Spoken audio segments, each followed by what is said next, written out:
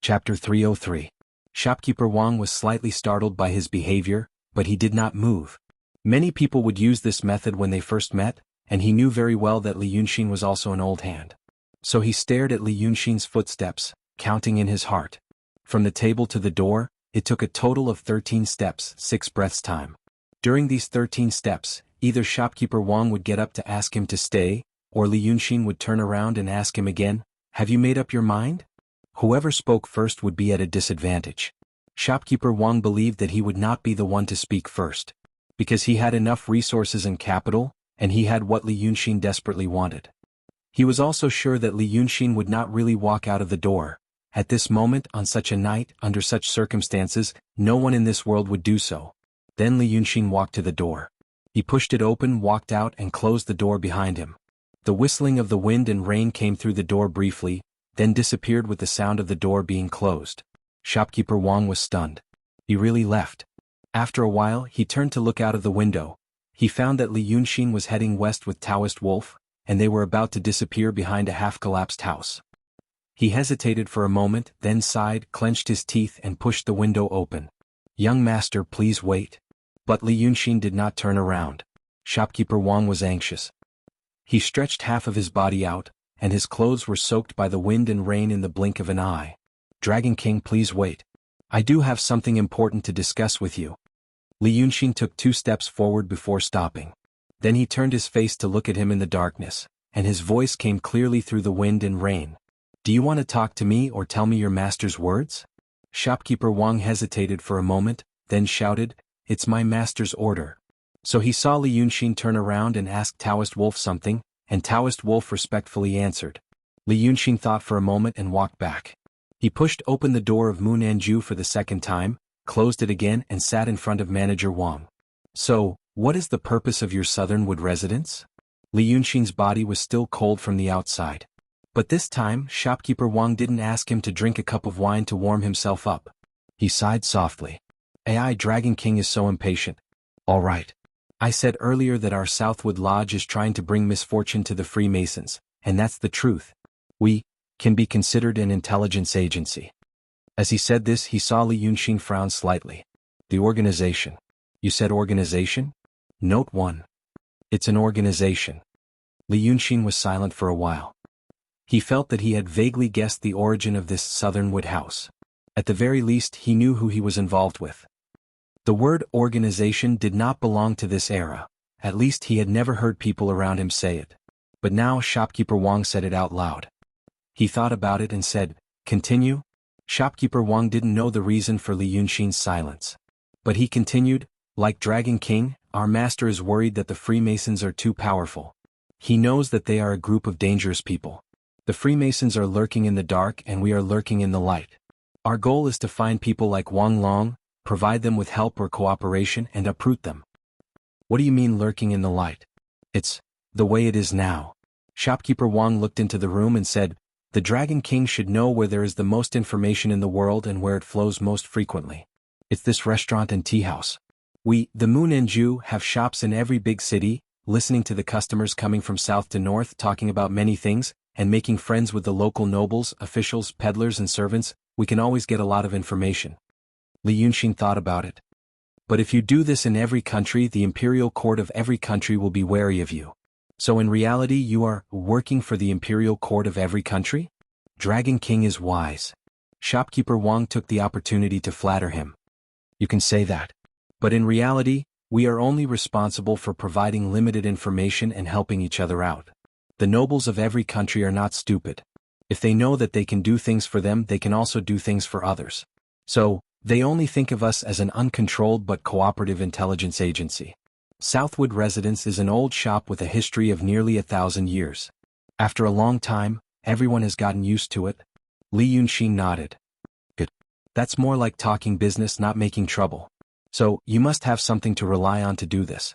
You said your main shop is in the capital of the Qing Kingdom. Who is your master? Is he a demon or a human cultivator?"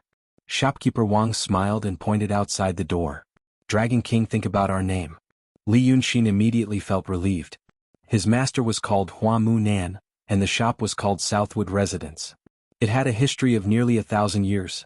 With such a long lifespan, he was either a human cultivator whose cultivation was close to the Grand Supreme Realm, or a demon. Then he was a demon. A demon that did not appear in the world and had established such a large organization. He frowned and pondered for a while. Shopkeeper Wang patiently waited for him to digest this information. Then he saw Li Yunxin raise his head and ask, "What is the relationship between your master and the art saint?" Shopkeeper Wang was not surprised. He only blinked. Li Yunxin understood what he was trying to do. He was not surprised, nor did he answer directly. This meant that he was either somewhat related, or deliberately mystifying. Li Yunxin felt that it should be the former. Because in reality, Shopkeeper Wang only roughly explained the situation of Southwood residents. He did not say what their purpose was. Perhaps it was because they were just a tentacle. A tentacle naturally did not have its own purpose. The meaning of its existence came from the tentacle's master. Could it be that the Hua Mu Nan he mentioned was just a pawn of the art saint? The wick of the oil lamp on the table was short again. Shopkeeper Wang picked up his chopsticks, picked up the wick and put it down again. He looked at Li Yunxin quietly. After a few breaths, Li Yunxin broke the silence. "Then why did you find me at this time?" Shopkeeper Wang let out a sigh. "Tonight I'll give Dragon King a gift. A piece of news." "Please speak. Has Dragon King heard of Hongling?" "I've heard of it from Taoist Wolf. There's an earthen mountain called Hongling 20 miles away from Rong City. Half of the young laborers in Rong City work there.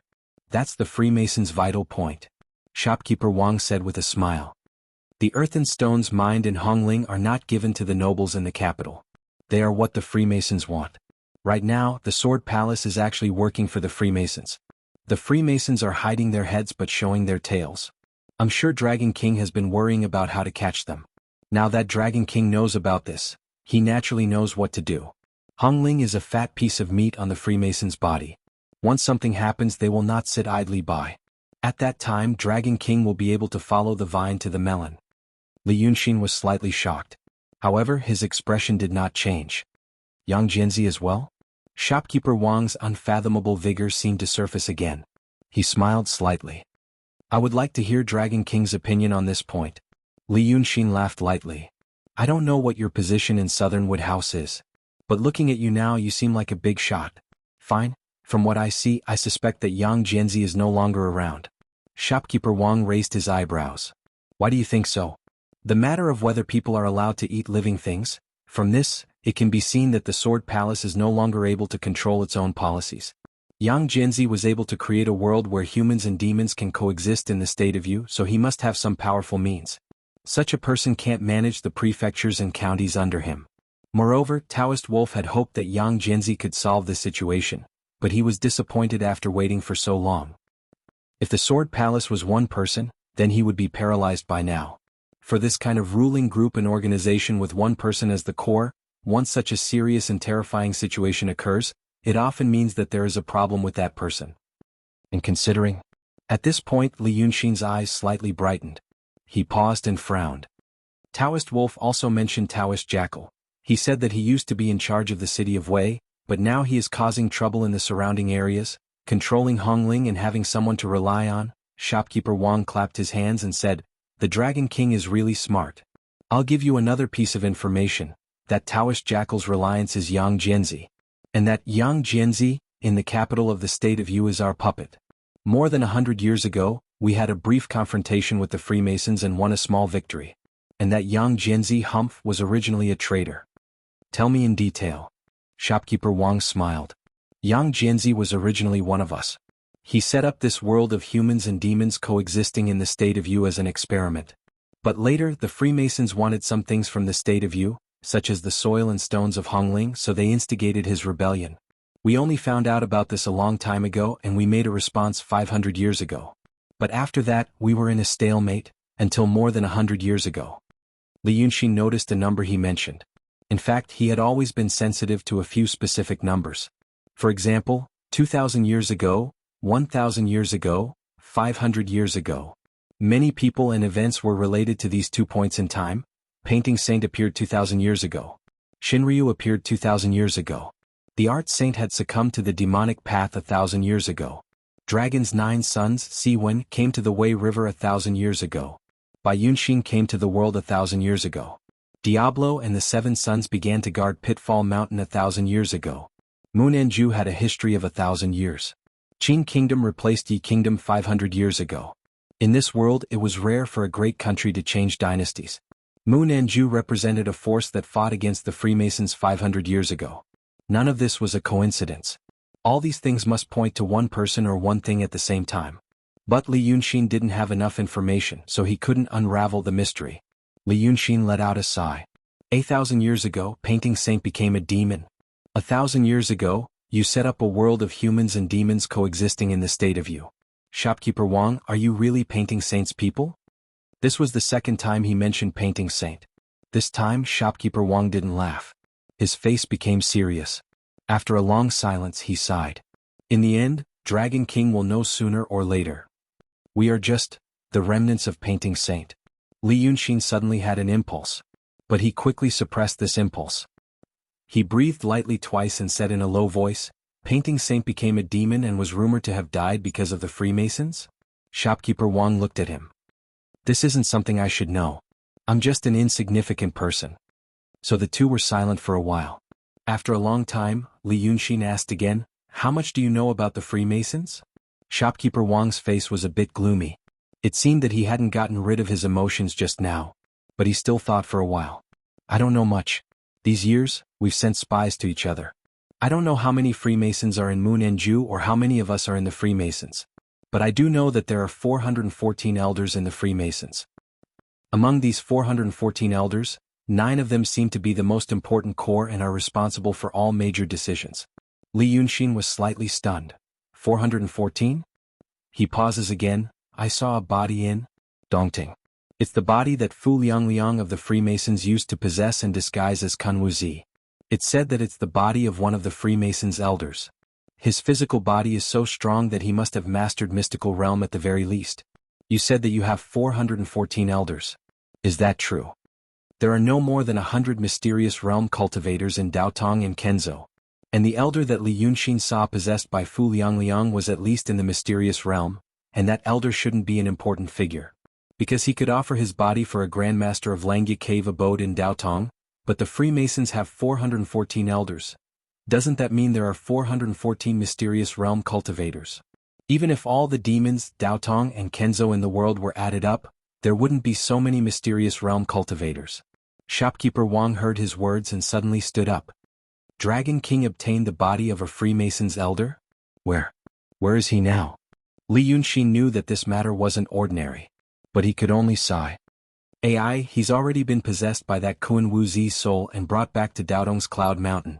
Shopkeeper Wang immediately pounded the table fiercely, as if he wanted to flare up but couldn't. He could only stand upright for a while before sitting down heavily. AI Dragon King, AI. Dragon King. You don't know how much effort we've put in to see the Freemasons' elder's true face. Li Yunxin hesitated for a while and frowned slightly. So, you haven't seen the Freemasons' elder's true face? For so many years? Shopkeeper Wang sighed for a while, then raised his eyes and said, AI. The Freemasons' elders are extremely mysterious. Not to mention that we haven't seen their true faces, even those from the Freemasons rarely see them. I know what Dragon King is thinking.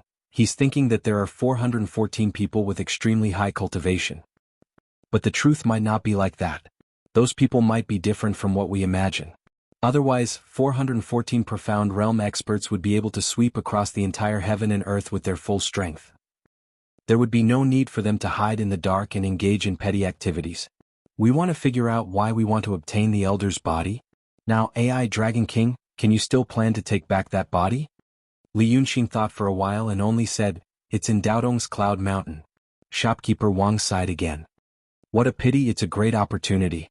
*****. Note 1.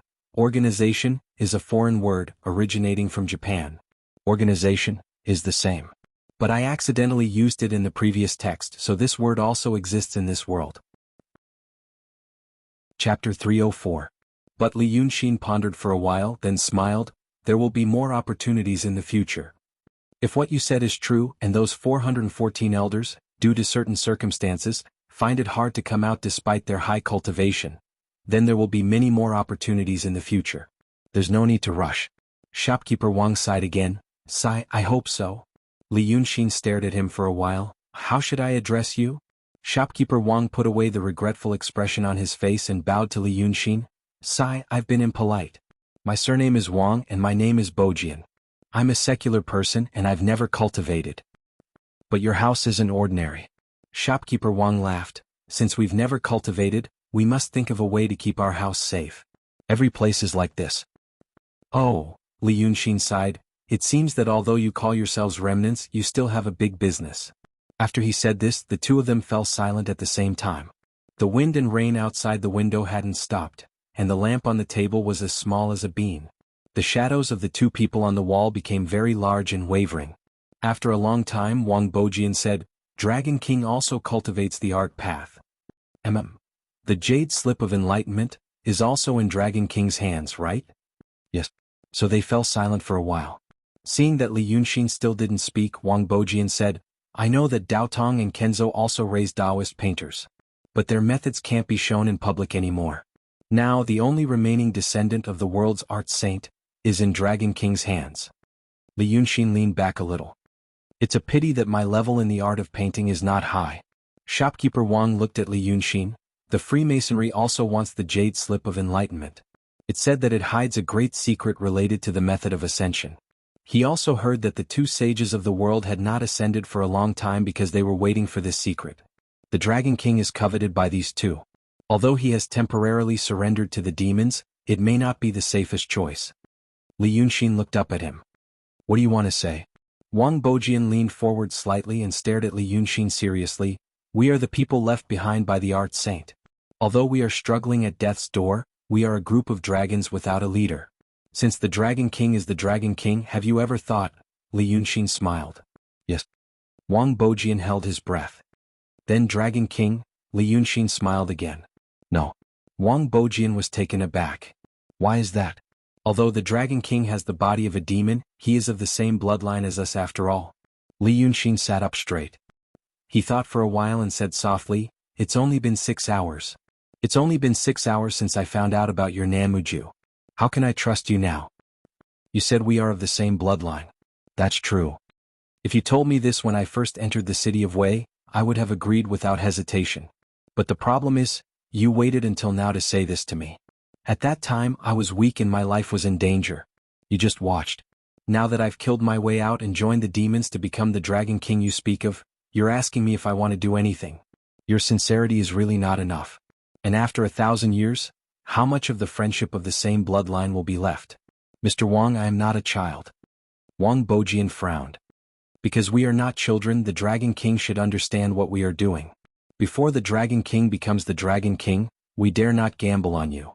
Li Yunxin suddenly burst into laughter. At the same time she pointed outside the door. That Taoist wolf outside, his ability is average, his ambition is average, and his cultivation is average. I have only known him for a day. But now I take him with me. I don't ask him where he comes from or whether he will be loyal. I may give him more important things to do in the future. Mr. Wang, can you guess why? Wang Bojian thought for a while. I can't guess the Dragon King's intention. Because he dares to gamble. Li Yunxin withdrew his hand. The people around me, Lu Gongzan and those little demons, all dared to gamble. They all dared to follow me when I was in decline. And I am also a gambler. Gamblers don't like conservative and boring people. You, at least for now, are too conservative and boring. Wang Bojian was silent for a while and sighed softly. But then he looked up at Li Yunxin. Is this the only reason the Dragon King is doing this? Of course not. Li Yunxin smiled. It's also because I am a narrow-minded and vengeful person. So remember when I was fighting in the city of Wei, you were sitting in the shop, drinking and eating and watching me. I'm not a saint. My anger hasn't dissipated yet. Wang Bojian couldn't say anything. He could only sigh. The Dragon King is really a real man. But at least we can take it slow. For example, what is the Dragon King worrying about now? Mr. Wang has become a smart person this time. Li Yunxin looked at him with a smile. So you want to be nice to me? Wang Bojian seemed to be not used to Li Yunxin's direct and straightforward way of talking. Thus he paused for a moment, smiled bitterly and said, Yes, I think so. What does the Dragon King want now? Li Yunxin thought for a while. He put his hand on the table and tapped lightly with his fingers. After a dozen or so breaths he finally said, Half a month ago the true dragon told me to give me a month's time. 1 month to control the Wei River. Although there won't be any serious consequences if I fail, I don't like the feeling of failure. After I came to the Yu Kingdom in Qingdu, I suddenly found this is an interesting place with some interesting people. I want to stay here for a long time. If that's the case, there isn't enough time. So do you have the ability and energy, Li Yunxin looked at Wang Bojian, to make all the demons in the Wei River surrender to me in 15 days? Hearing this, Wang Bojian rubbed his hands together. This is very difficult. But after thinking for a while, he smiled. It's not impossible. Then he stood up and looked at Li Yunxin. Since we have made the Dragon King bear a grudge, then this time, we will show our skills and help the Dragon King dominate the world. Li Yunxin laughed. Good. Then I will sit and wait for your good gift. Tonight is over. Now I have to go out and do some other happy things. See you later. After saying that, he turned and walked out the door. Soon, he and Taoist Wolf disappeared in the dark rain. Wang Bojian watched as Li Yunxin left. After he disappeared, he waited for another quarter of an hour. Then he moved the bench behind him and slowly walked to the back of the hall. Qingdu's Munenju was also a courtyard with 3 entrances. Wang Bojian pushed open the back door of the front hall. The wind and rain of the night blew on his body. He walked through the courtyard path paved with bluestone in the rain and arrived in front of the main room. He raised his hand and was about to knock on the door when a woman's voice came from inside. The woman's voice was gentle and soft. One could not help but think of how beautiful the owner of the voice was. But there was a sense of fairness and peace in this gentleness, which made it difficult for one to have any profane thoughts. Wang Bojian heard the voice and quickly retracted his hand. He first adjusted his clothes that were soaked by the heavy rain and then pushed the door in. But he only crossed the threshold and lowered his head. He respectfully said, "Daoist Qingshui." Then he heard a slight rustling sound. Then came the sound of bare feet stepping on the wooden floor. After a while, a pair of snow-white bare feet appeared in Wang Bojian's lowered gaze. Her feet were quickly covered by the blue chiffon dress, but Wang Bojiao still lowered her head so that her line of sight could be further away. "You don't have to do that. Just stand properly." Daoist Qingshui walked a few steps in front of Wang Bojian. She seemed to be busy with something. "You saw that, Li Yunxin?" Wang Bojian hesitated for a while before slowly raising his head. Then he saw Daoist Qingshui was combing her hair. She seemed to have just woken up from a nap. She was holding an ivory wooden comb in her hand. Her body was slightly tilted and her face was slightly tilted. Her black hair hung down and draped over her snow-white and slender neck. While combing her hair gently, she looked out of the window. It seemed that her mind was not in this room but somewhere far away. The candlelight in the room gilded her black hair. Every strand of hair shone with a dim yellow light. She looked like a fairy that did not belong to this world. At least that was what Wang Bojian thought.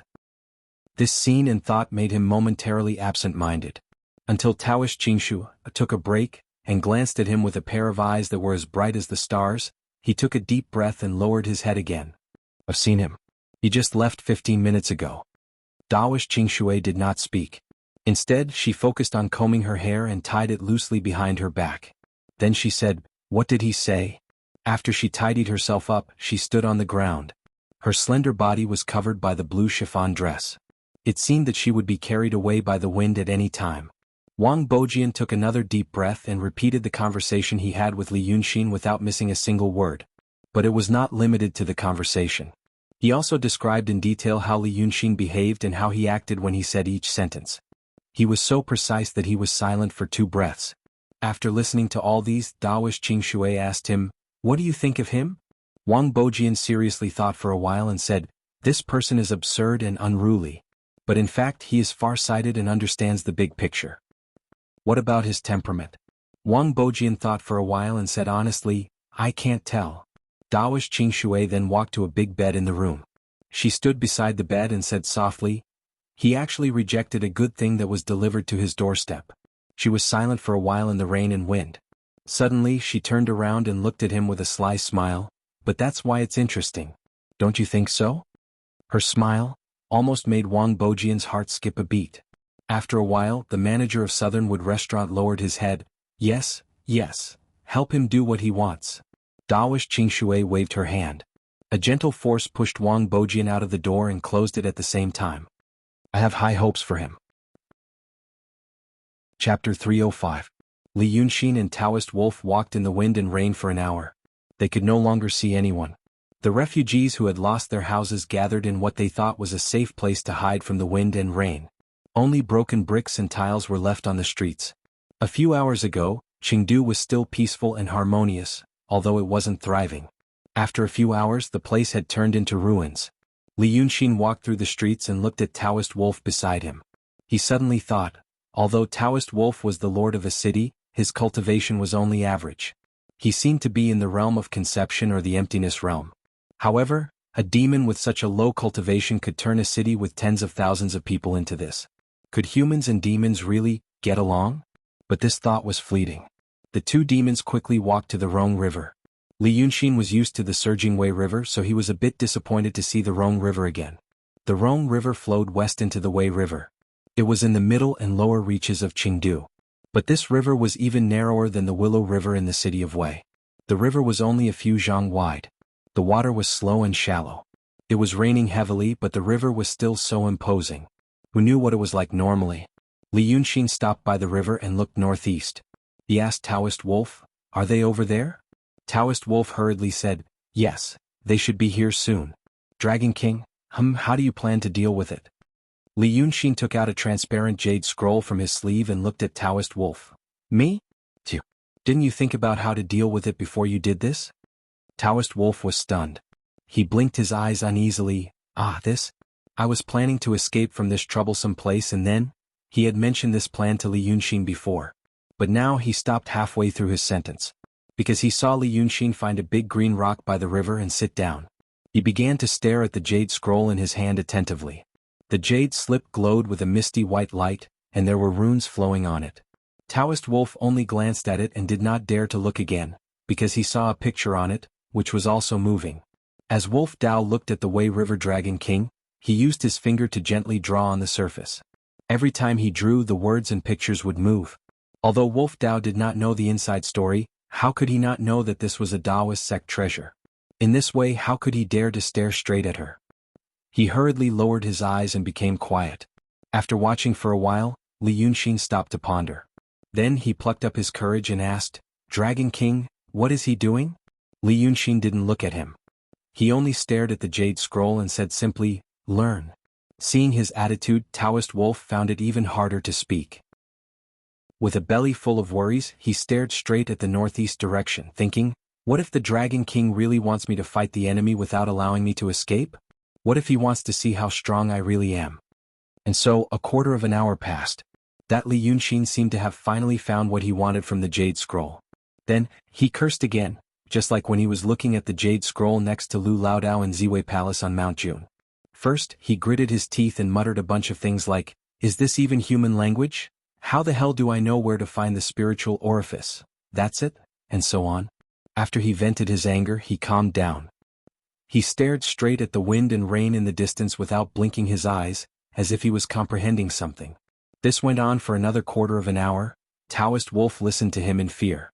He did not know why this eccentric Wei River Dragon King was so angry. In the end, Li Yunxin finally tapped on the jade slip and put it away. Then he stood up and let out a long sigh of anger.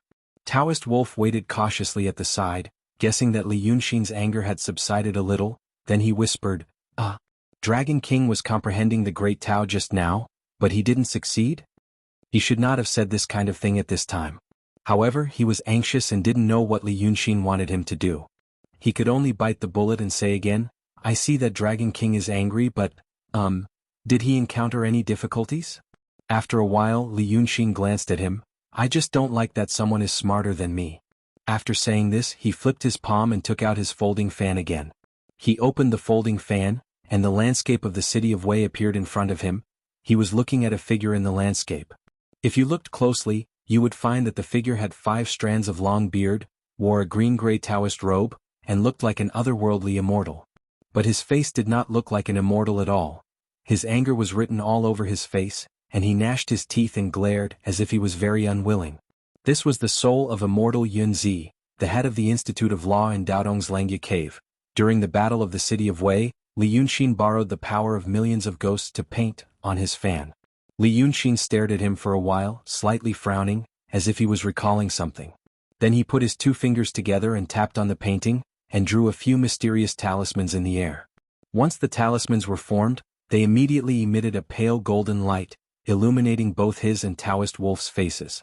After a while, the talismans broke and turned into countless tiny streams of light, all of which converged into the body of Yunzi's portrait on the fan. The man in the painting suddenly became more three-dimensional and full, and he even moved a little. But also like a marionette, his joints were not very flexible.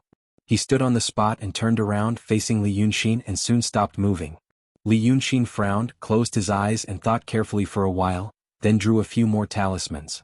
After a while, Taoist Wolf finally knew what Li Yunxin was doing. He seemed to have learned a new spell. He must have learned it from that treasure just now. He was currently trying. This made Taoist Wolf a little dazed. He knew that Li Yunxin's cultivation was profound, and he might have already broken through the transcendent realm and entered the true realm. A true realm great demon learned a new spell, and it seemed that he had tried a few times without success. Obviously this spell was not a common one. But the problem was, emptiness realm cultivators needed a long time to study and comprehend a new spell. Then they needed even longer time to master it. This way River Dragon King stared at the jade slip for a quarter of an hour, and now he tried it a few times. What was he trying to do? But before he could think for long, Li Yunxin's spell actually succeeded. A cloud of drifting black mist suddenly appeared on the surface of the fan. The black mist swayed in the air for a while, then suddenly landed on the ground and quickly gathered into a human shape. It was the appearance of Yunzi in the fan. Only then did Li Yunxin let out a sigh of relief and looked up at him. The sword I gave you was originally his.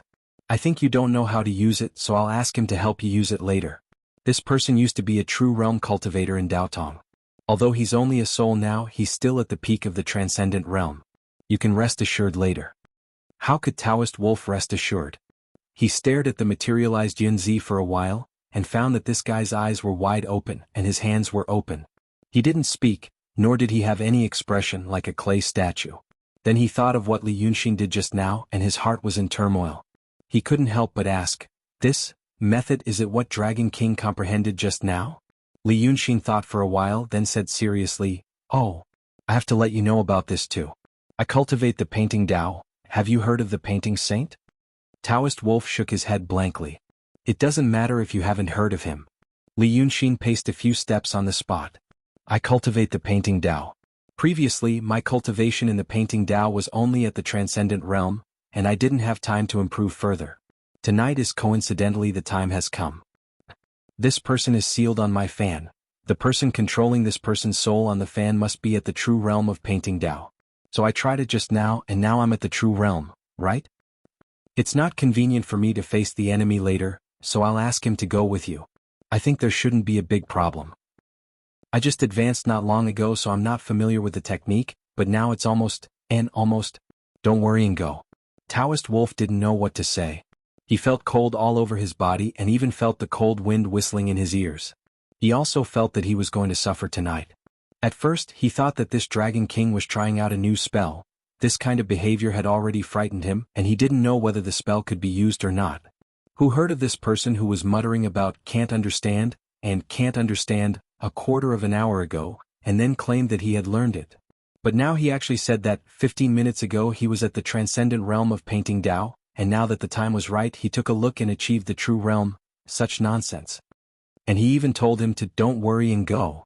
This Taoist Wolf was stunned for a while, then he knelt on the ground with a thud. Dragon King. Li Yunxin frowned. What's wrong with you? Taoist Wolf was sorrowful and fearful as he knelt again. Dragon King, I really wholeheartedly submit to Dragon King. Heaven can prove my heart. I absolutely don't have any evil intentions. If I have offended Dragon King in any way, Dragon King, please tell me, spare my life in the future. I will definitely, because of this. Li Yunxin interrupted him. After a moment of silence, he stared at him. You don't believe me? Taoist Wolf said in a low voice. Don't dare to gamble again? When he said this, Taoist Wolf was stunned. He first stared at Li Yunxin for a while, then said, At this point he stopped talking. After pondering for a while, he stood up. The sorrowful and fearful expression on his face was all gone. When he heard the words, don't dare to gamble again, he suddenly realized that this might be another test from this way River Dragon King, to test his courage and means. Probably as long as his performance satisfied him, this Dragon King would still save him in a critical moment. Right? Li Yunxin smiled and repeated, don't worry and go. Standing in the night rain, Taoist wolf looked at Li Yunxin, then looked at the mud statue-like remnant soul of Yunzi, suddenly showing a tragic expression on his face. Chapter 306. On this side, Taoist wolf's thoughts were desperate and resolute. He decided to gamble one more time. On the other side, in Hongling, 20 li away from Rongqing, the situation was not what Taoist wolf had expected. He expected that Taoist jackal in Hongling would take advantage of the chaos to break into Rongqing. But in reality, at this moment, Taoist jackal was still in Hongling. In Taoist wolf's plan, Taoist jackal was the main character. But in Hongling he was only a supporting character, or rather, not even a supporting character. He was just a background. Hongling was a small low mountain ridge. But this small was only relatively speaking. Otherwise, after being mined for many years by the people of Rongqing, Hongling would have disappeared long ago. Hongling was hidden in the remnants of the stone forest mountains within the Qin kingdom. It was surrounded by towering stone mountains. Only this ridge had lush trees. A corner was missing from the southwest side.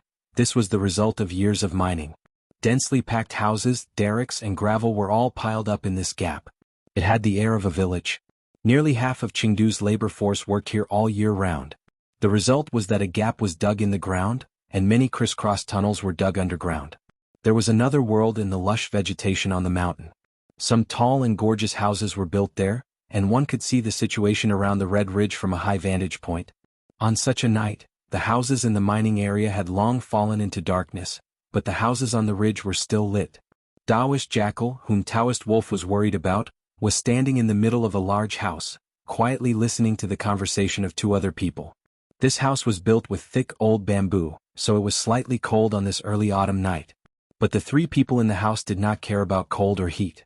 After all, they did not seem to be ordinary people. There was only one oil lamp burning on the table in the room, illuminating a small area. Taoist jackal stood in the dim shadows in the corner of the room. His eyes glowed with a faint green light. As he listened, he looked out the window in the direction of Rongqing. A quarter of an hour ago, Rongqing had been lit by flames, illuminating half the night sky. A quarter of an hour later, thick rain clouds appeared over Rongqing and poured rain into the city like an upside-down copper basin. As a result, the flames had already been extinguished, leaving behind only clouds that had yet to disperse. Taoist jackal really wanted to lead the demons into the city, but he wasn't in charge here. Currently, the person in charge was standing in the middle of the hall, his body gleaming with a cold metallic light. This was not a metaphor. This was the palace lord of the Sword Palace that Wang Bojian had mentioned, the traitor who had once served Mu Nanju and the art saint Yang Jianzi. His entire body looked like it was made of steel. He was fair and clean with a short and neat beard. His hair was combed into a Taoist bun and not a single strand of hair was out of place. Even his greenish-gray Taoist robe was hanging down, and the night wind that blew in through the window could not even make it sway a little. His skin, hair and clothes all shone with a faint light. It was as if it was originally made of various metals, but now it was only polished into the shape of a person. At this moment, the iron-like Yang Jianzi was conversing with another person. Compared to Yang Jianzi's mystical appearance, that person seemed too ordinary. He looked nothing more than a middle-aged scholar. He was wearing a lake green brocade gown and a black scarf cap. He wasn't good-looking, but he wasn't ugly either. He had the kind of face that would be hard to find in a crowd. But at this moment, when Yang Jianzi was talking to him, his body was slightly leaning forward. This meant that the palace lord of the Sword Palace cared about every word this person said, even listening attentively to show his respect. Thus, when Taoist jackal turned his head to look at Chengdu in the night for the third time, he heard the scholar say, "It must be a trap set by the other party. Palace lord, please look at the rain clouds above Chengdu." Saying this, the scholar moved to the window. Taoist jackal hurriedly moved to the side. He now had the appearance of a human, but his cheeks were still covered with yellow hair, making it look like he had a golden beard. The scholar raised his hand and pointed in the direction of Chengdu. The rain clouds are low and thick, covering only Chengdu. They appeared suddenly and the rain fell fiercely. With the palace lord's cultivation, it is not difficult to see that someone used a divine ability. Right now there must be a master in Chengdu. If we go now, I'm afraid we will fall into the other party's trap. Taoist jackal remained calm and quickly glanced at his palace lord. Unfortunately, this Yang Jianzi had a dignified and solemn face. Whether he was smiling or angry, it looked like he was wearing a mask, so Taoist jackal couldn't guess what he was thinking. But he knew what he was thinking. He really couldn't stand this guy anymore. The middle-aged scholar called himself Carefree One. He had already appeared when Yang Jianzi came to Chengdu to seek refuge. Daoist Jackal didn't know where this guy came from, so he didn't ask. But he knew that his palace lord listened to everything he said and trusted him wholeheartedly. Normally, every great strategist who wanted to dominate a region would have this kind of strategist by their side. But the problem was what this guy said, just like now. The rain clouds are low and heavy, so someone must have used a divine ability. There must be an ambush in the city. Even Daoist Jackal could deduce and guess this, let alone his palace lord. However, this unfettered one just had to mysteriously summon the two of them over. After putting on airs, he delayed for nearly an hour before saying this **T. Then, just like now, he opened the folding fan in his hand and gently fanned himself, slightly raising his head to look at Yang Jianzi. It was as if he had just revealed a big secret, and was now waiting to receive Yang Jianzi's surprise and praise. Daoist Jackal sighed in his heart. Every time it was like this. And every time his palace lord would, Yang Jianzi took a deep breath and suddenly bowed to the Carefree One, a stiff smile appearing on his face. So it's like this. If it weren't for Sir's reminder, I'm afraid we really would have fallen into the other party's trap. Daoist Jackal sighed again. He really didn't know what this Carefree One's background was. That even his palace lord had to be patient and accommodate him. He simply wanted to kill this guy. But he wasn't a reckless person. He knew that if this guy really had a great background, acting rashly would only bring trouble to his palace lord. So in the 6 years since Yang Jianzi came to Chengdu's Hongling, Daoist Jackal had been trying to collect any information about this Carefree One, hoping to find a solution to this problem. Chapter 307. But looking at the current situation, it was clear that Daoist Jackal hadn't found a good solution. His beloved palace master Yang Jianzi still had to politely listen to Carefree Child's long speech. Then he asked Carefree Child, "Since Sir knows the inside story, what should we do?" Carefree Child smiled, stroked his beard and said indifferently, "I've already pointed out the current situation for Palace Master, so I won't say anything more. As for what to do, Palace Master can decide for himself." Daoist Jackal angrily turned his head to look out the window, not letting his Palace Master see his expression.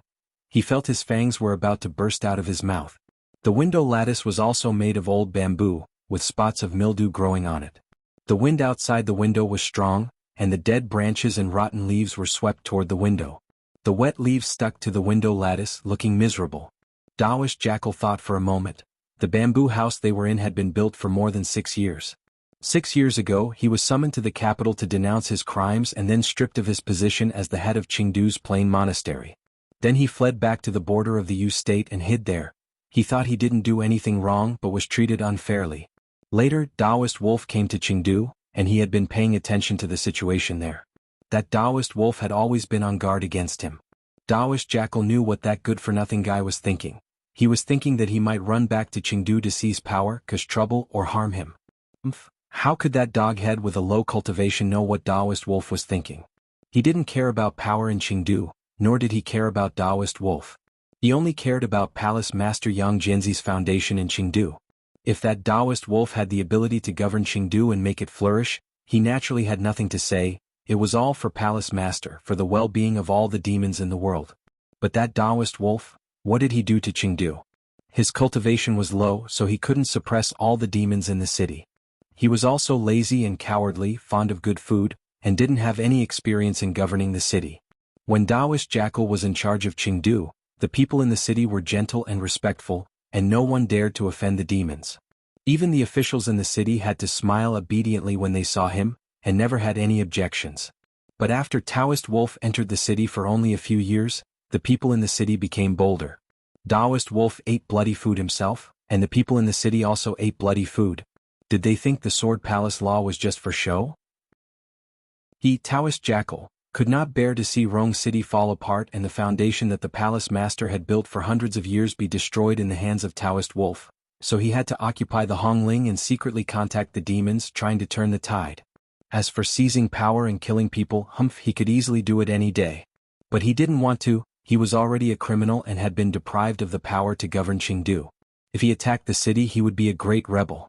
What he needed to do was to anxiously watch the situation inside Chengdu, and at the same time do his best to help that disappointing Taoist Wolf to fill in the gaps. and at the same time to satisfy that guy's fantasy that he could attack Chengdu at any time. Days like this went on for decades. Until one day 6 years ago, the Sword Palace Master Yang Jianzi personally came to the Hongling. It was also at that time that Taoist Jackal realized that what he had suffered more than 50 years ago was an injustice. At that time the Yang Jianzi in the capital was no longer the real Yang Jianzi. The Yang Jianzi he worshipped and respected was also schemed against. This made Taoist Jackal so angry that he couldn't wait to use his magical power to go to the capital and tear that impostor alive. But he was also a demon cultivator who could see the big picture and knew that the palace master must have his own plans. All he could do was to serve him in the Hongling and wait for that day to come. At first, Taoist Jackal lived in a small town at the foot of the Hongling mountain where the laborers lived. But after Yang Jianzi came, he ordered people to use old bamboo to build a tall and spacious bamboo house for him on the mountain. Taoist Jackal thought that Yang Jianzi had a noble status. Although he was now in trouble, he was still the real Sword Palace Master, so he couldn't live with those lowly laborers. Using old bamboo to build the house, he thought that although the bamboo house was cool and simple, it was not a place to live for a long time.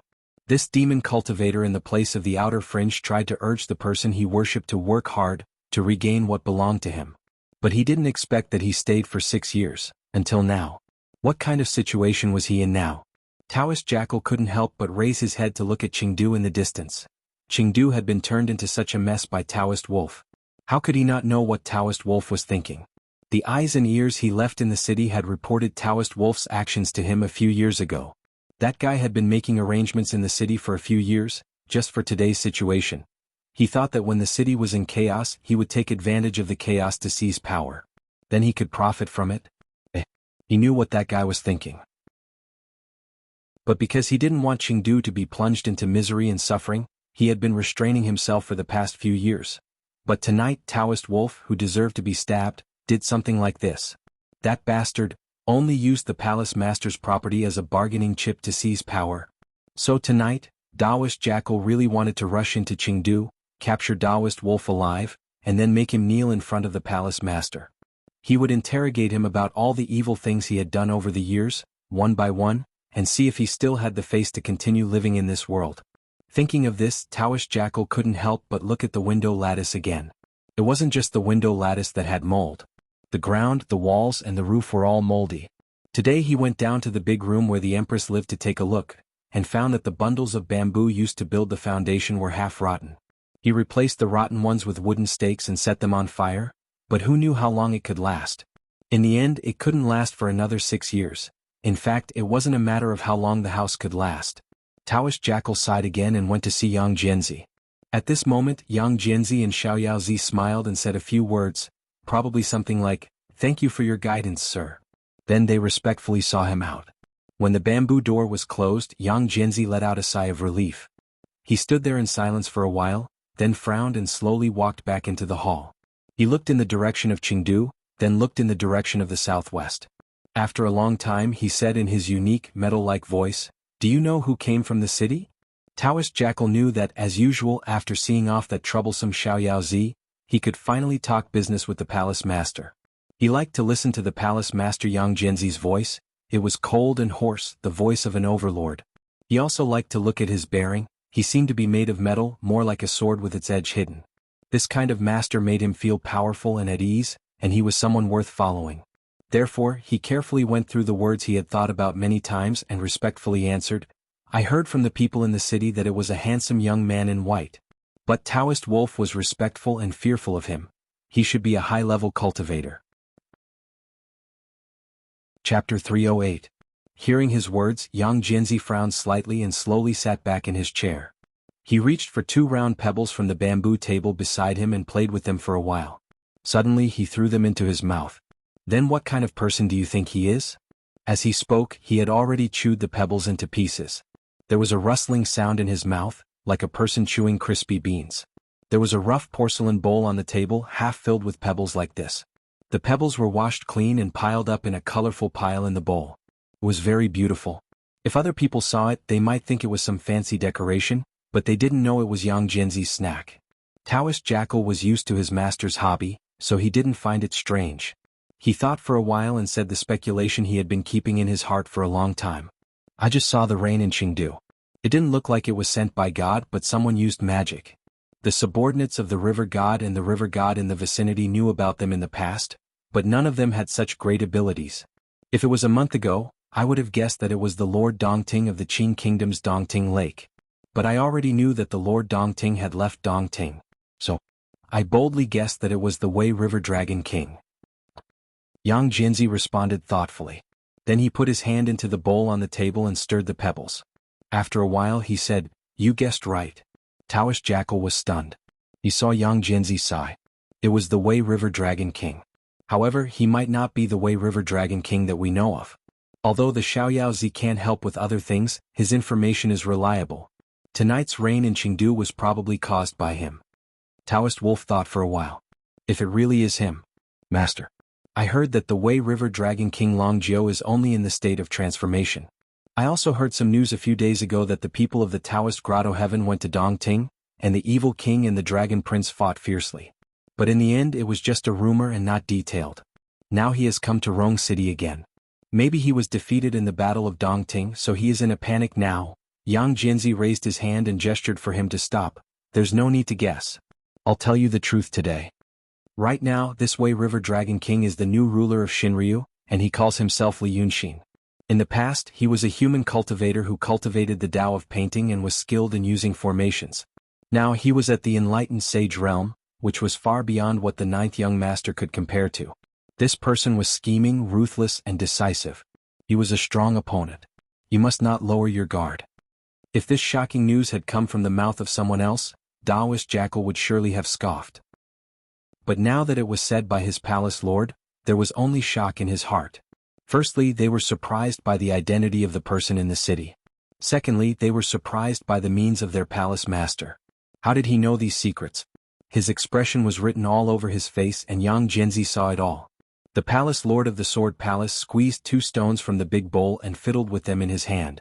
After thinking for a while, he looked up at Taoist Jackal. "Sit down and listen." He pointed to a rattan chair opposite him as he spoke. Taoist Jackal was so happy that he almost fainted when he was suddenly treated with such courtesy. However, he still refused twice on the surface. Then he sat down in front of Yang Jinzi. However, Yang Jinzi didn't care about his thoughts. This monster cultivator of the true state still frowned slightly. After thinking for a while, he said, "Do you know why I came to Rong City in the Hongling?" Before Taoist Jackal could answer, he continued, "Because I know that the Hongling is next to the Pitfall Mountain of the Evil King. I also heard that there are Freemasons in the Pitfall Mountain. Well, now I'm going to tell you about the Freemasons. You didn't know this name before. Today you must listen carefully." Speaking of this, Yang Jinzi gently pulled a strand of hair from his meticulously combed bun and blew on it. The strand of hair immediately transformed into countless small swords as thin as a cow's hair. They buzzed and surrounded the 2 monsters. The unfettered one is a member of the Freemasons. Yang Jinzi liked to frown when he spoke, as if there was always lingering worry in his heart. However, this made his words sound heavy, as if they were soaked in worry. "I came to the Hongling to find the Freemasons. 6 years ago, I was still thinking about how to get in touch with them. In the end, I met the unfettered one on the road, and it has been until now. I know you don't like him, and I don't like him either. However, you must know what the Freemasons are like. They are a powerful organization. In their eyes, the Sword Palace is nothing more than a joke. Now, I indulged the unfettered one because he was sent by the Freemasons to check on me. He checks on me and even gives me some information. Today I'm telling you about this because my inspection period is about to end." These few words made Taoist Jackal dumbfounded. He didn't know what to say. In his heart he almost revered Yang Jinzi as a god. But now, the other party suddenly said that the Sword Palace was nothing more than a plaything in the eyes of some people, and that Yang Jinzi himself was currently being checked. He knew what this meant. In the past, when demons came to the Sword Palace, they would first be checked for a period of time. However, the person in front of him was the palace master of the Sword Palace, Yang Jinzi. He could only stare at Yang Jinzi. Palace master. What does this mean? Then he spoke more fluently. Palace master is the master of the Sword Palace. Although our country of you isn't big, there are tens of thousands of demons. In the future, Palace Master will find an opportunity to raise his arm and call for help. Why do we need to go to that, Freemasons? How is this called checking? How is this called checking? How can the unfettered one be qualified to check on you? Yeah. His heartfelt loyalty caused Yang Jinzi to slightly relax his brows. However, he quickly frowned again. He waved his hand and slowly chewed on a pebble in his mouth. You didn't know about these things in the past. Now you should know. In the future, when you reach my position, you should also think the same way. Palace Master, what do you mean? Don't be anxious. Listen to me. Yang Jianzi narrowed his eyes. You are a little demon and only know about the Yu country and the Sword Palace. But when you reach my level of cultivation, you can see the world in your eyes. These thousands of years I have been hiding in the Yu country. It seems to be glorious, but in reality I am looking for a chance of survival. Mu Nanju, the Freemasons, the Daotong Kenzo, and the demons. I swayed among these people, relying on my luck and scheming, and slowly gained some capital and foundation. Slowly, I cultivated from a little demon to the true realm, and then the Sword Palace today. Yang Jinzi paused and sighed. But now I have reached the end. If my power didn't slowly grow, I might not have lived until today. Now that my power has grown, the Yu country can't contain me. I have entered the eyes of some people, so I have to choose a power to rely on. I thought about it again and again and chose the Freemasons. I won't tell you why I chose this place. I just want you to know that if I leave the Yu country, the broken foundation of the Sword Palace will be handed over to you. In the future, if you have any problems, you can borrow the power of the Freemasons. Yang Jinzi said that Taoist Jackal was only a little demon, so Taoist Jackal was really a little demon. It was only now that this little demon realized that the Palace Master, who in his mind had such profound cultivation and was almost omnipotent, also had such troubles. These little demons were ants under the feet of a human, and their Palace Master was that human. But he wasn't the strongest one. In the eyes of some even more terrifying people, he, the beloved Palace Master, was also an ant? He had never dared to think like this before. But now it came from Yang Jianzi's mouth. With this thought, he didn't care what Yang Jianzi meant by entrusting the foundation. He only asked, "What difficulties does the Palace Master have?" Yang Jianzi was silent for a moment, then raised his head to look at the faint outline of Chengdu in the distance. After looking for a while, he sighed, "That Li Yunxin in the city, isn't he the same as me? In the same situation, he also has to make some choices. Seeing him scheming, using his luck, and struggling to survive, is like seeing me in the past. At that time, I thought I could always find a way out of danger. I always thought that one day I would do something. Now I have done it. Unfortunately, I'm just a fish on the chopping block." Now, looking at him, Yang Jinzi shook his head slightly and thought for a while, "It's probably just an undeserved joy." After sighing for a while, Yang Jinzi stood up. The knoll also hurriedly stood up. Yang Jinzi moved to the window, and the hair-thin little swords around them followed them, isolating their voices from the outside world. He finally stood by the window and stared at Chengdu for a while, then said in a low voice, "That Li Yunxin is someone the Freemasonry wants. Now this should be my final test." He slowly crushed a pebble in his palm, watching the powder fall between his fingers. "If I capture that Li Yunxin alive, I will be able to see the Freemasonry elders." Taoist Jackal did not want to see his Palace Master like this at all. This was a kind of selfish and loyal worry. This worry even made Yang Jinzi's revelation that he wanted to entrust the Sword Palace to him become a pleasant surprise. But even so, he still planned to do what Yang Jinzi wanted to do well. At this time, this wasn't just for the Palace Master and the Foundation, but also for some hope and belief in his heart. So he sighed in his heart, "So, Palace Master, do you want me to go to Chengdu?" Yang Jinzi shook his head slightly with a pale golden luster on his face. "Don't go. It's a trap." Taoist Jackal thought for a while, "I know it's a trap of Taoist Wolf. But that person is ambitious but not talented. I think it's nothing, it's not him. It's Li Yunxin." Taoist Jackal looked at his loyal subordinate, like a teacher answering questions for his student. "You have to remember that Li Yunxin is extremely cunning. Now you only know that Taoist Wolf has been planning in the city for several years, but do you know whether Li Yunxin was also involved in this? Why did he make such a heavy rain in Chengdu and expose his whereabouts?" Taoist Jackal thought for a while and answered, "I don't know. But Taoist Jackal has been planning for many years. That Li Yunxin, according to Master, he just appeared in Dongting recently. I don't think it has anything to do with him. It's probably just a coincidence that he came to Chengdu on a whim." Yang Jinzi smiled, "So don't think like this. Many of the thoughts and decisions in your head could be deliberately made by him.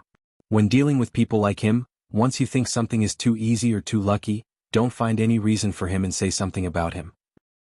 You should find reasons from yourself.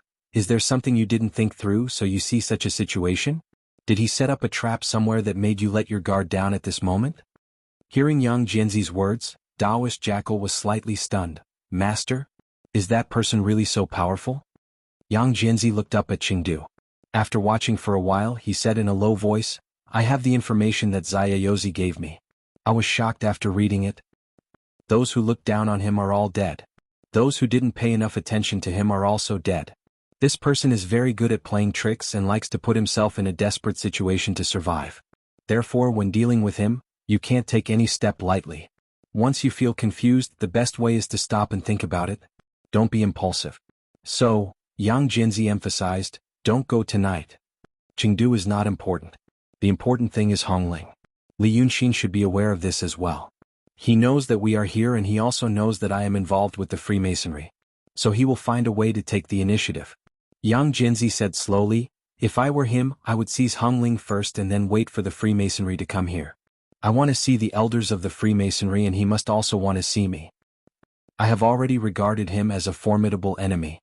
But in his eyes, he will probably look down on me. After all, in his eyes, I am just a down-and-out person who was expelled from the capital and even lost his foundation. Yang Jianzi said a lot in one breath and looked at Taoist Wolf again, so we have to catch him. Let's see which side this thing called luck is on. Li Yunxin and Taoist Wolf waited in the city until the sky was about to brighten. The wind and rain stopped, but the person they were waiting for didn't come. Taoist Wolf stood on the low city wall and looked in the direction of Hongling. After a while, he stole a glance at Li Yunxin, as if he was afraid that the failure of his plan would cause this Dragon King to be dissatisfied with him. But he saw that there was no resentment on Li Yunxin's face. He sat leaning against the arrow mound on the city wall and kept looking at his precious jade slip. From the darkness of the night to the dawn. At first he looked a little bored. But as time passed, he didn't become more and more anxious like Taoist Wolf. Instead, he looked more and more excited. In the end, he put away the jade slip and stood up.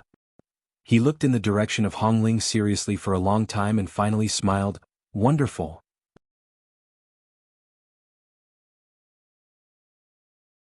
Chapter 309. Taoist Wolf doesn't know why Dragon King has such a reaction. He looks blankly at the clay statue like Yunzi beside him and then at Li Yunxin. Then he blinks and asks carefully, what is Dragon King talking about? Li Yunxin reaches out and pats the cold stone bricks of the city wall. I'm talking about Taoist Jackal and the person behind him. He pauses and continues, they seem to be smart people. That's great. What's more? Forget it. Let's go to sleep. They won't come. His interest stops abruptly. He turns around and jumps off the city wall. This Taoist Wolf doesn't know about Yang Jianzi, nor does he know that the backer of Taoist Jackal in the Hongling is his palace master. But Li Yunxin knows. He not only knows that Yang Jianzi has the Freemasonry behind him. He makes a mess in the R city tonight, so the Freemasonry should know that he is here. However, Taoist Jackal and Yang Jianzi don't take advantage of the chaos to attack him, which means that they are smart. The Freemasonry doesn't intervene when Taoist Jackal and Yang Jianzi make such a choice. It means that after the battle in Dongting, those guys have restrained themselves. Both Qing Lichuan and Fu Lichuan are arrogant and have the momentum of, I'm the best in the world. But now they seem to be hurt by Li Yunxin and have learned to be cautious. It's really wonderful. But there is one more thing Li Yunxin has to figure out. Wang Bojian of Munanju said that the Freemasonry wants the earth and stones of the Hongling, and they are very important. Why does the Freemasonry want these things? So Li Yunxin sits on the city wall and reads the translucent jade slip all night, trying to find some clues. There are many things hidden in the translucent jade slip. What he could see at the moment were mostly cultivation methods and techniques, as well as some secrets that cultivators should or shouldn't know. But there are still some things he can't see at the moment. When he first saw the shape of the translucent jade slip, he realized that it should be quite common in his previous world but should not appear in this world.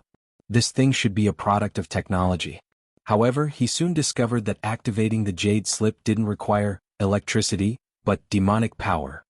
As his cultivation became more profound and he studied the jade slip more, he realized that it had actually been completely modified by the art saint. For example, it could only be activated with demonic power. The jade slip also used the spells of this world to set up a restriction. Without reaching a certain realm, many things couldn't be seen. The art saint combined techniques and spells on this small jade scroll. This was exactly the same as when Li Yunxin first saw the childish handwriting of Wu Song beating Hello Kitty. Extremely arrogant, wantonly showing off his strength and skills. But this was not what surprised Li Yunxin the most. What astonished him was the jade slip itself. The jade slip itself had not been modified by the art saint. The reason why he felt that it was something common in his world was because he wasn't sure. Because the technology of this thing might be a little more advanced than in his previous world. This made him even more puzzled. What was the origin of the art saint? Putting these things aside for the time being, his harvest from reading the translucent jade slip for the whole night was almost nothing. The art saint left a lot of his own cultivation experience in the jade slip, as well as a lot of complicated information. But the information didn't seem to be specially selected. It seemed like it was found from somewhere and stuffed in after a little identification. It didn't require accuracy but comprehensive information. Therefore, after reading for the whole night, Li Yunxin knew where in the world there were rare treasures that could be used to refine magic tools or Taoist robes. He also knew what metal and what stone were best to use to build magic arrays. Some he knew before and some he only knew after reading. But he didn't find any mention of the Red Ridge in the country of Yu. If the soil and stones in the Red Ridge were really important for refining some treasures, then it had been mined for thousands of years. How could there be no record of it? He decided to take a look for himself. Let's see what mysteries were there. After the sun rose above the horizon, Li Yunxin went down the city wall, leaving only the wolf Taoist on top. This was because before he went down the city wall, he saw people gradually appearing on the streets, their faces full of anger and resentment. The survivors in the city took shelter from the rain for a night and slowly recovered their strength in the morning. Moreover, there were officials on the streets. The original constables and arrestor Zhao of Rong City were killed in the bloody battle with the demons last night. The officials on the streets were most likely the former constable's helpers. Now they wore official uniforms to appease the people. Li Yunxin watched for a while at the top of the city wall and realized that these people were notifying something. First, they gathered the survivors on the streets and then led them to a certain place. He was about to go to Nanmuju again, so he simply went to the streets. But before he went out on the streets, he used a transformation technique to turn his brocade robe into hemp clothes, swaying as he draped them over his body. He looked like an immortal, but he didn't attract attention. Like this, he walked towards Nanmuju while looking at the crowd on the streets. So he knew that the Yamen of Rong City had begun to function. More than 10 demons in the city were killed by the people, and the wolf Taoist also disappeared. The magistrate of the Yamen was frightened and didn't dare to make any big movements for fear of revenge. But when the sun was about to rise and the rain stopped, he realized that there were no demons left in the city, and the people in the city could be used. The anger and resentment that had been suppressed for a long time burst out. After all, the magistrate of Rong City was an official sent by the imperial court of the state of Yu and had a jade belt and seal. He usually didn't dare to interfere with the affairs of Rong City, but how could he not have resentment? Looking at the current situation and the group of officials led by arrestor Zhao had already gone out on the streets, he began to think. So he sat in the Yamen and issued documents to rectify the affairs of the city. But he didn't expect that once he did, disaster would arise. The big and small matters of Rong City had long been controlled by the Pingyuan Monastery, and the Yamen had been unused for a long time and had long been dilapidated. In this world, there was a custom called, officials don't repair the Yamen. Because of this, he didn't usually have the opportunity to sit in the Yamen, so he didn't really care about the situation of the main hall. Today was the first time in 3 years that the magistrate sat in the Yamen. But the beam on top of his head had long been eaten by termites, and it was also soaked by the heavy rain last night. Because of this, after the magistrate sat down, he slammed the gavel in satisfaction, and the beam above him collapsed with a crack, smashing him to death on the spot. Not only was the magistrate of Rong City smashed to death. At that time, the prefectural magistrate, the official registrar, and the prefectural military officer who were sitting on the left and right of the magistrate all suffered the same fate. The prefectural magistrate was still unconscious, and no one knew if he would wake up.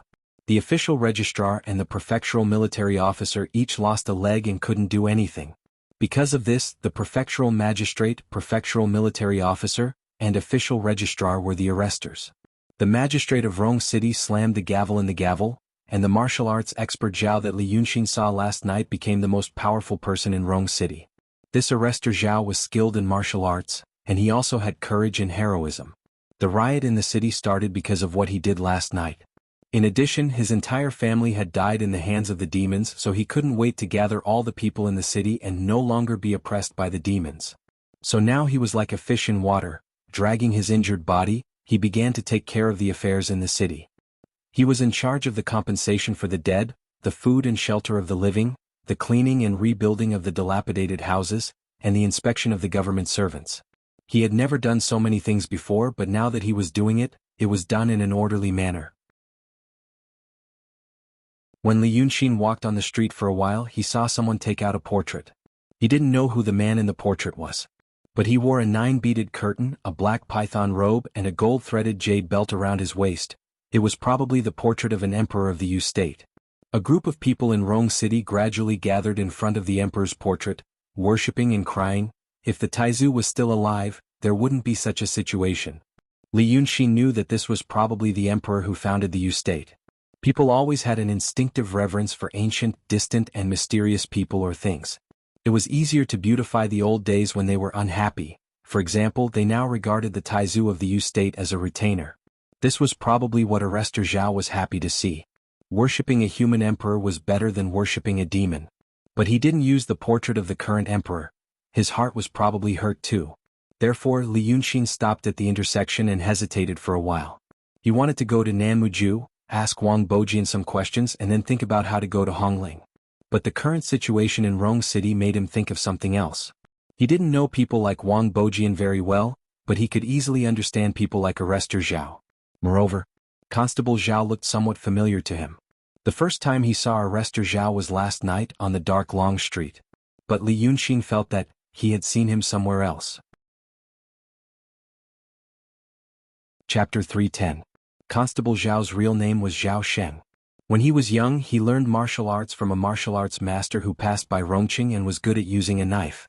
The martial arts master did not say the name of the knife, but it was enough to make him invincible in Rongqing for decades to come. The Zhao family he came from was said to have some connection with the powerful Zhao family in the Qing kingdom. But that was hundreds of years ago and had long been forgotten. His family had a genealogy that went back 500 or 600 years. It could be said that he was connected to one of the people in the Qing kingdom's Zhao family. But he didn't know if it was because later generations wanted to put gold on their faces when they compiled the genealogy. It was not rare. But no matter what, he was now a lonely man. Zhao Xing, whose soul was seized by deep sorrow, was sitting in the magistrate's detention room, not knowing where to vent the sorrow in his heart. He was wrapped in a large cloak and his upper body was naked under the cloak. His body was wrapped in bandages, but his wounds still stubbornly seeped blood. This made him smell very bad, the smell of blood mixed with the smell of medicine, like grass fertilizer fermenting under the hot sun for a whole day in summer. But Zhao Sheng's complexion was not bad. For a person who had fought with demons for a whole night, suffered several serious injuries, and had just dealt with a lot of urgent affairs in Chengdu without rest, Zhao Sheng's complexion was not bad. This was probably due to the martial arts he learned when he was young. Normal people who suffered such serious injuries would have died long ago. Right now, he stared at a square seal on the table. The seal was carved from yellow rain stone and it was square. This was a square seal. The magistrate could not use his big seal to deal with matters, so the people below him used the seal to deal with matters. Zhao Xing had imagined a long time ago that he would one day hold this seal, but he did not expect this result. His wife and old mother were both buried last night, buried in the mouths of demons. The city had already counted the real bodies of 11 demons, and they were all placed in the courtyard outside the detention room. Zhao Xing went to take a look and found that the 2 demons he killed were not among them. Last night, the total number of demons was 13. This meant that all the demon cultivators in Rongqing, except for Taoist Wolf from Pingyuan Monastery, were all dead last night. Zhao Xing personally poured feces and dog blood on the demon's corpse. However, this was still not enough to vent the hatred in his heart. He was not an ignorant villager. He knew that every injustice had its perpetrator, and every debt had its debtor. It was the fox demon who had killed his mother and wife, but was it just the fox demon? Behind the fox demon was Taoist Wolf, who had yet to reveal himself. But was it just Taoist Wolf? And the Sword Palace? The Sword Palace and the Imperial Court. The Imperial Court should have taken care of the people, and the Emperor should have loved the people like his own children. However, did those who lived behind the high walls in the capital care about their lives or deaths? The world had been ravaged by the demons of the Sword Palace. Where was the Emperor? Zhao Xing was more experienced and knowledgeable than ordinary people. But even so, there was a limit. Now, for instance, he knew whom he should hate, knew why he had come to this, and why so many others had come to a similar end, but he did not know what to do about it. Or rather, he only knew one way. That way was difficult, rebellious, and required more courage than drawing his sword against the demons last night. Normally, Zhao Sheng and many others would not dare to have such thoughts. But right now, the pain and drowsiness had accumulated too many things in his mind that could excite him. The grief of losing his loved ones made him want to indulge his emotions as much as he wanted, to escape this reality for a short time. However, reality was bloody in front of him. He could still smell the stench outside the room and the burning smell in the city. This situation made him stare at the table stamp on the table, then he suddenly stood up, grabbed it and raised it above his head. At this time, 5 people rushed in from outside. They were all bailiffs under Zhao Sheng's command, now sent out to tidy up the affairs of the city, and were extremely busy. They usually did not do any official work, so how could they deal with a situation like this? Because of the huge pile of things that they could not deal with, they could only rush back to the yamen to ask Zhao Sheng for advice. In their hearts, Zhao Sheng was a person with both courage and wisdom, and was their backbone at this time. So when they saw this scene, they were slightly stunned. Zhao Sheng was also stunned. The bailiffs quickly realized that Zhao Sheng's expression was strange, so they only covered their noses and blocked the door, not stepping in. After looking at each other for a while, Li Guang, who had been with Zhao Sheng for the longest, hesitated and said, "What are you doing, brother? Be careful that you break the stamp and the masters will blame you." Zhao Sheng did not speak. He looked at Li Guang, then turned to look at the stamp that he had raised. When Li Guang opened his mouth, someone else said, "Now that we are the ones doing this, we are afraid that the masters will blame us, this world." When Zhao Sheng heard his words, the expression on his face suddenly eased. He looked at the stamp in his hand again, slowly put it down and sat back on the chair. The bailiffs did not know what Zhao Sheng was thinking, but they knew that he had calmed down, so they rushed into the room and closed the door, isolating the stench in the courtyard. Zhao Sheng only sat and did not speak, but the bailiffs started to talk. They were all old people who had been with Zhao Sheng for a long time. They had not slept for a night, and their brothers and family members had died. How could they get rid of the depression and sorrow in their hearts if they did not speak at this time? But they knew that their Constable Zhao's situation was the most miserable, so they could only sigh at the unfairness of the world and did not know what to do in the future.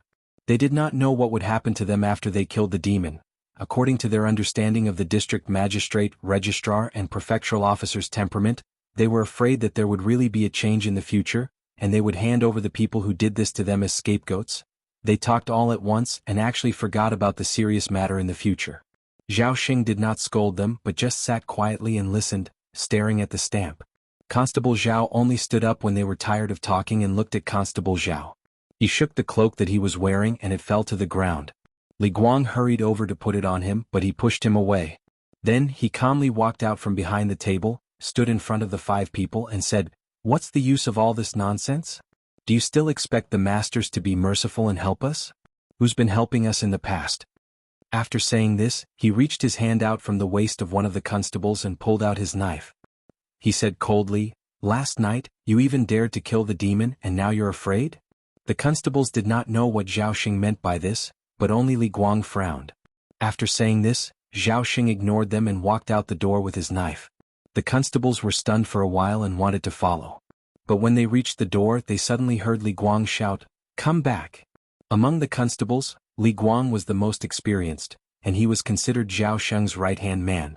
After hearing his words, he retracted his hand that was about to push the door open, and turned to look at Zhao Sheng. He was sitting on a chair by the window. Li Guang, on the other hand, frowned, closed his eyes and breathed out heavily. He said in a low voice, "Wait." The remaining 4 people looked at each other. How would they know what Zhao Sheng and Li Guang were doing? After waiting for a quarter of an hour, they suddenly heard a faint scream. The voice sounded familiar. It sounded like the voice of the prefectural magistrate. The 4 constables jumped up and were about to ask what was going on, but they saw Li Guang still frowning and closing his eyes without saying a word. They were stunned for a long time. After the time it takes to burn half an incense stick, they heard the sound of a knife being dragged on the ground and heavy footsteps outside the room. Li Guang then opened his eyes. The door was kicked open by Zhao Sheng. When he went out, his upper body was covered in bandages that were bleeding. Now that he was back, his upper body was soaked in blood. But no one cared about the blood on his body. They all stared at his left hand, speechless. In his left hand were 3 human heads. Zhao Sheng leaned against the door frame and panted for a while. Holding the knife and the bloody head, he scanned the 5 people in the room. Then he raised his hand and threw the first head on the ground. Blood splattered everywhere from the neck, but the 5 people in the room did not know how to dodge. This district magistrate, he usually bullies us brothers for fun.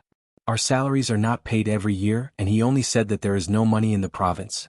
But don't we know that he has embezzled our salaries? If my old mother could have 2 full meals a day, how could she have become weak? He gritted his teeth and threw the second head on the ground. This registrar, the Taoist wolf in the Peaceful Plains Temple, is a good friend. 1 human and 1 demon, they usually recite poems and write poems. Now he is going to follow those demons. He paused, took 2 deep breaths, and threw the prefectural magistrate's head on the ground. After a moment of silence, he shook his head. Zhou Tong is not a bad person. But when I showed him the 2 heads, he wanted to kill me. Kill me as well.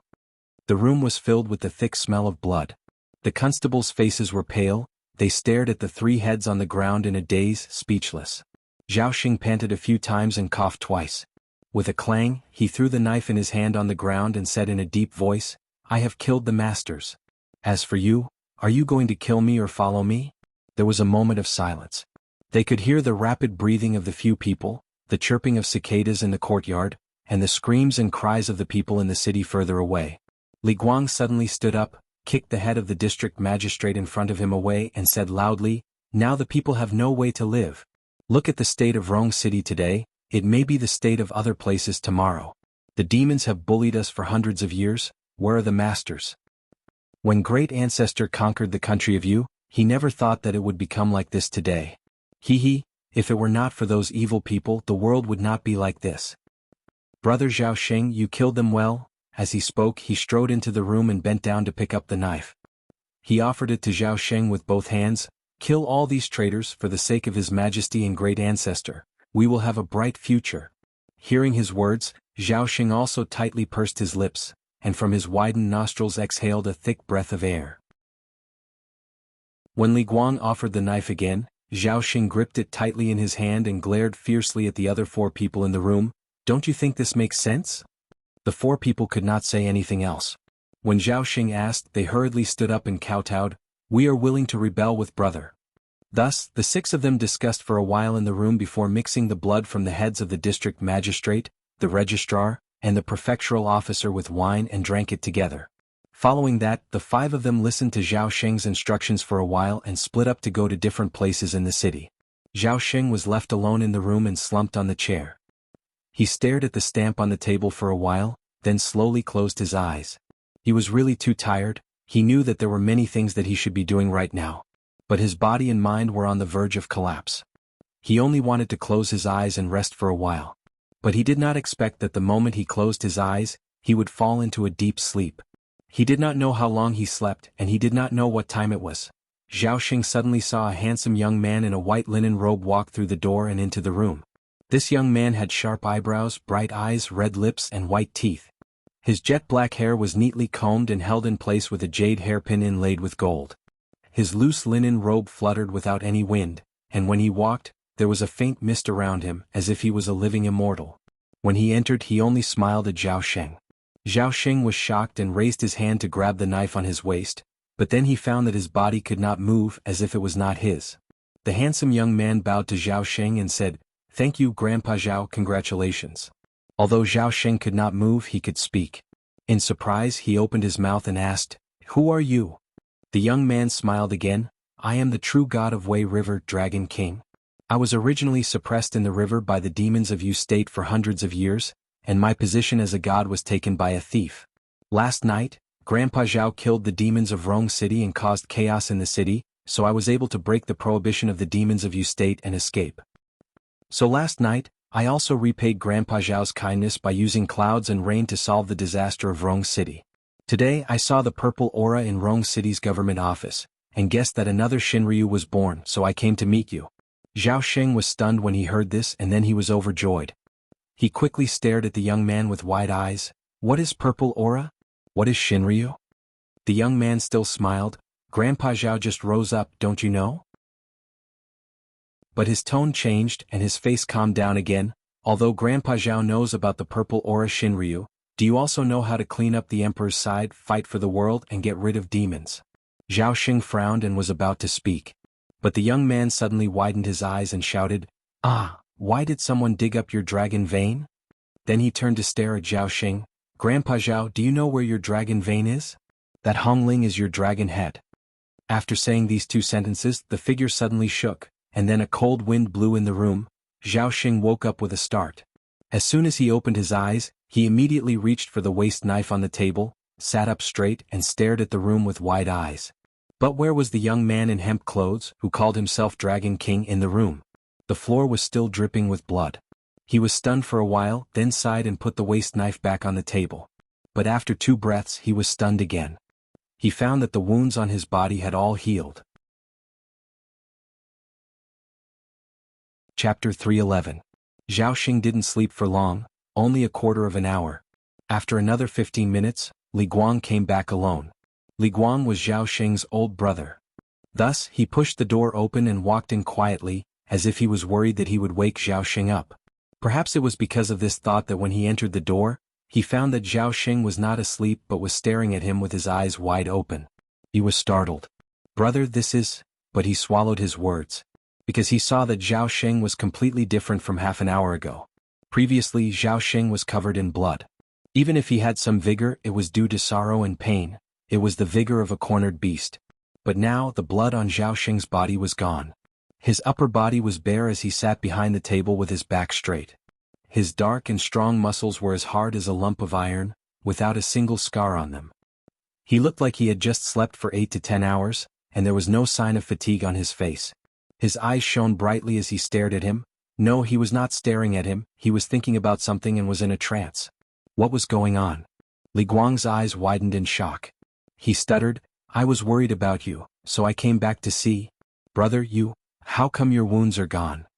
After a while, Zhao Xing slowly turned to look at Li Guang.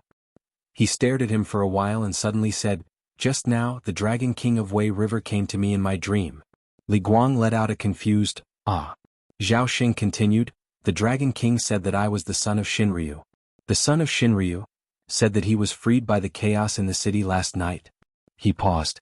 Then, he lowered his head and lightly slammed his fist on the table. "So, it's destiny? My wife and mother died in the hands of the demons. Is it destiny?" Li Guang seemed to be in a daze. He blinked and called out to Zhao Xing, "Brother, what are you talking about?" Zhao Xing raised his head again. The light in his eyes was gone, it was all contained within his body. His aura changed again. Just now he was aggressive and capable, but now he was calm and composed like a general. "Look at my injury." Zhao Xing stood up. "This is the proof that the Dragon King told me in my dream. I have the help of God. I am the son of Shinryu." Half an hour ago, Zhao Xing was still deeply worried and was planning to go all out and fight to the death. Half an hour later, Zhao Xing suddenly became full of confidence because of a dream.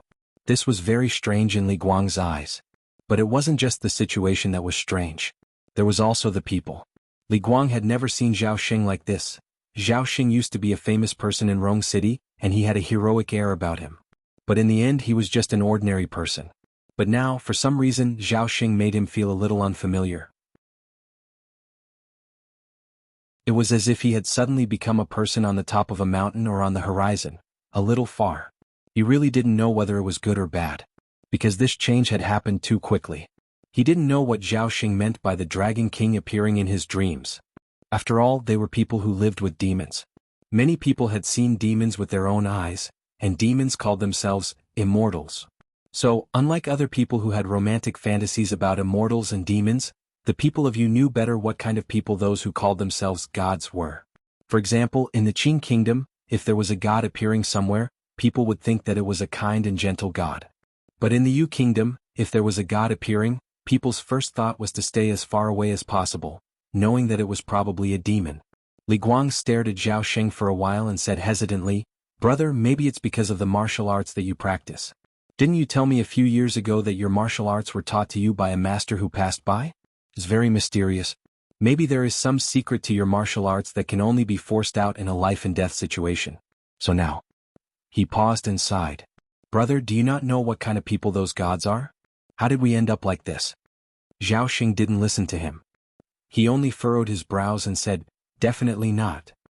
He waved his hand as if to sweep away some thoughts and repeated, "Absolutely not. What the Dragon King told me in my dream was true. They didn't die for no reason. It was my time they weren't killed. As he said this, he slowly sat back in his chair. His brows were tightly furrowed as if he was angry with himself. It also seemed like he had sunk into some kind of paranoid emotion. Li Guang was slightly startled. He suddenly understood why Zhao Xing was like this. Perhaps he didn't care about the son of Shinryu as much as he appeared to care. It was just that his wife and mother were already dead. If their deaths had some value instead of being randomly torn apart by a demon, it would have been easier to accept. But he didn't know if Zhao Xing was aware of this. So he tried to persuade him again. Brother, you were tired just now, that's why you had that dream. Instead of talking about gods and demons, why don't you believe in our martial arts? Zhao Xing suddenly raised his head and looked at him. What martial arts? He paused for a moment. Do you really know what martial arts I practice? When did I ever tell you about it? Li Guang was startled again. After a while she said, Brother, didn't you say that when you were young, more than 30 years ago, you met a middle-aged man in black clothes and a black saber who passed by Chengdu, taught you martial arts and then left on a black horse? Hearing this, Zhao Xing snorted angrily. It's true that there was that person and that thing. Hey, but do you know what he taught me? That person taught me for a few days, but he only said that he was going to teach me some kind of heart technique. He taught me some heart technique, but he always told me to comprehend it on my own. In a year, I spent 10 months comprehending it on my own, and the other 2 months were taught to him by me. In the end, that person left. When did he teach me any real martial arts? It was only after I asked some martial arts masters in private about the moves and stances, and then I slowly pondered over it on my own. That's how I got what I have today. How can I tell you about these things? After all, it's better to have a master's reputation. Now you're saying that the pain on my body was cured by that martial arts? That's impossible. Li Guang never thought that Zhao Xing had such a secret. He blinked his eyes and was speechless. Seeing that he was speechless, Zhao Xing lowered his head disinterestedly. After a moment of silence, he looked up at Li Guang. I know what you're worried about. But now, no matter whether you believe me or not, the arrow is already on the string. There must be a method. You've always been meticulous. Just now there were too many people, so I didn't want to ask you. Now let me ask you again. What do you think the chances of us succeeding are? Chapter 3:12. Hearing Zhao Xing's question, Li Guang sighed in his heart. What are the chances of winning? He looked up at Zhao Xing. Brother, let's escape. Zhao Xing frowned. Escape?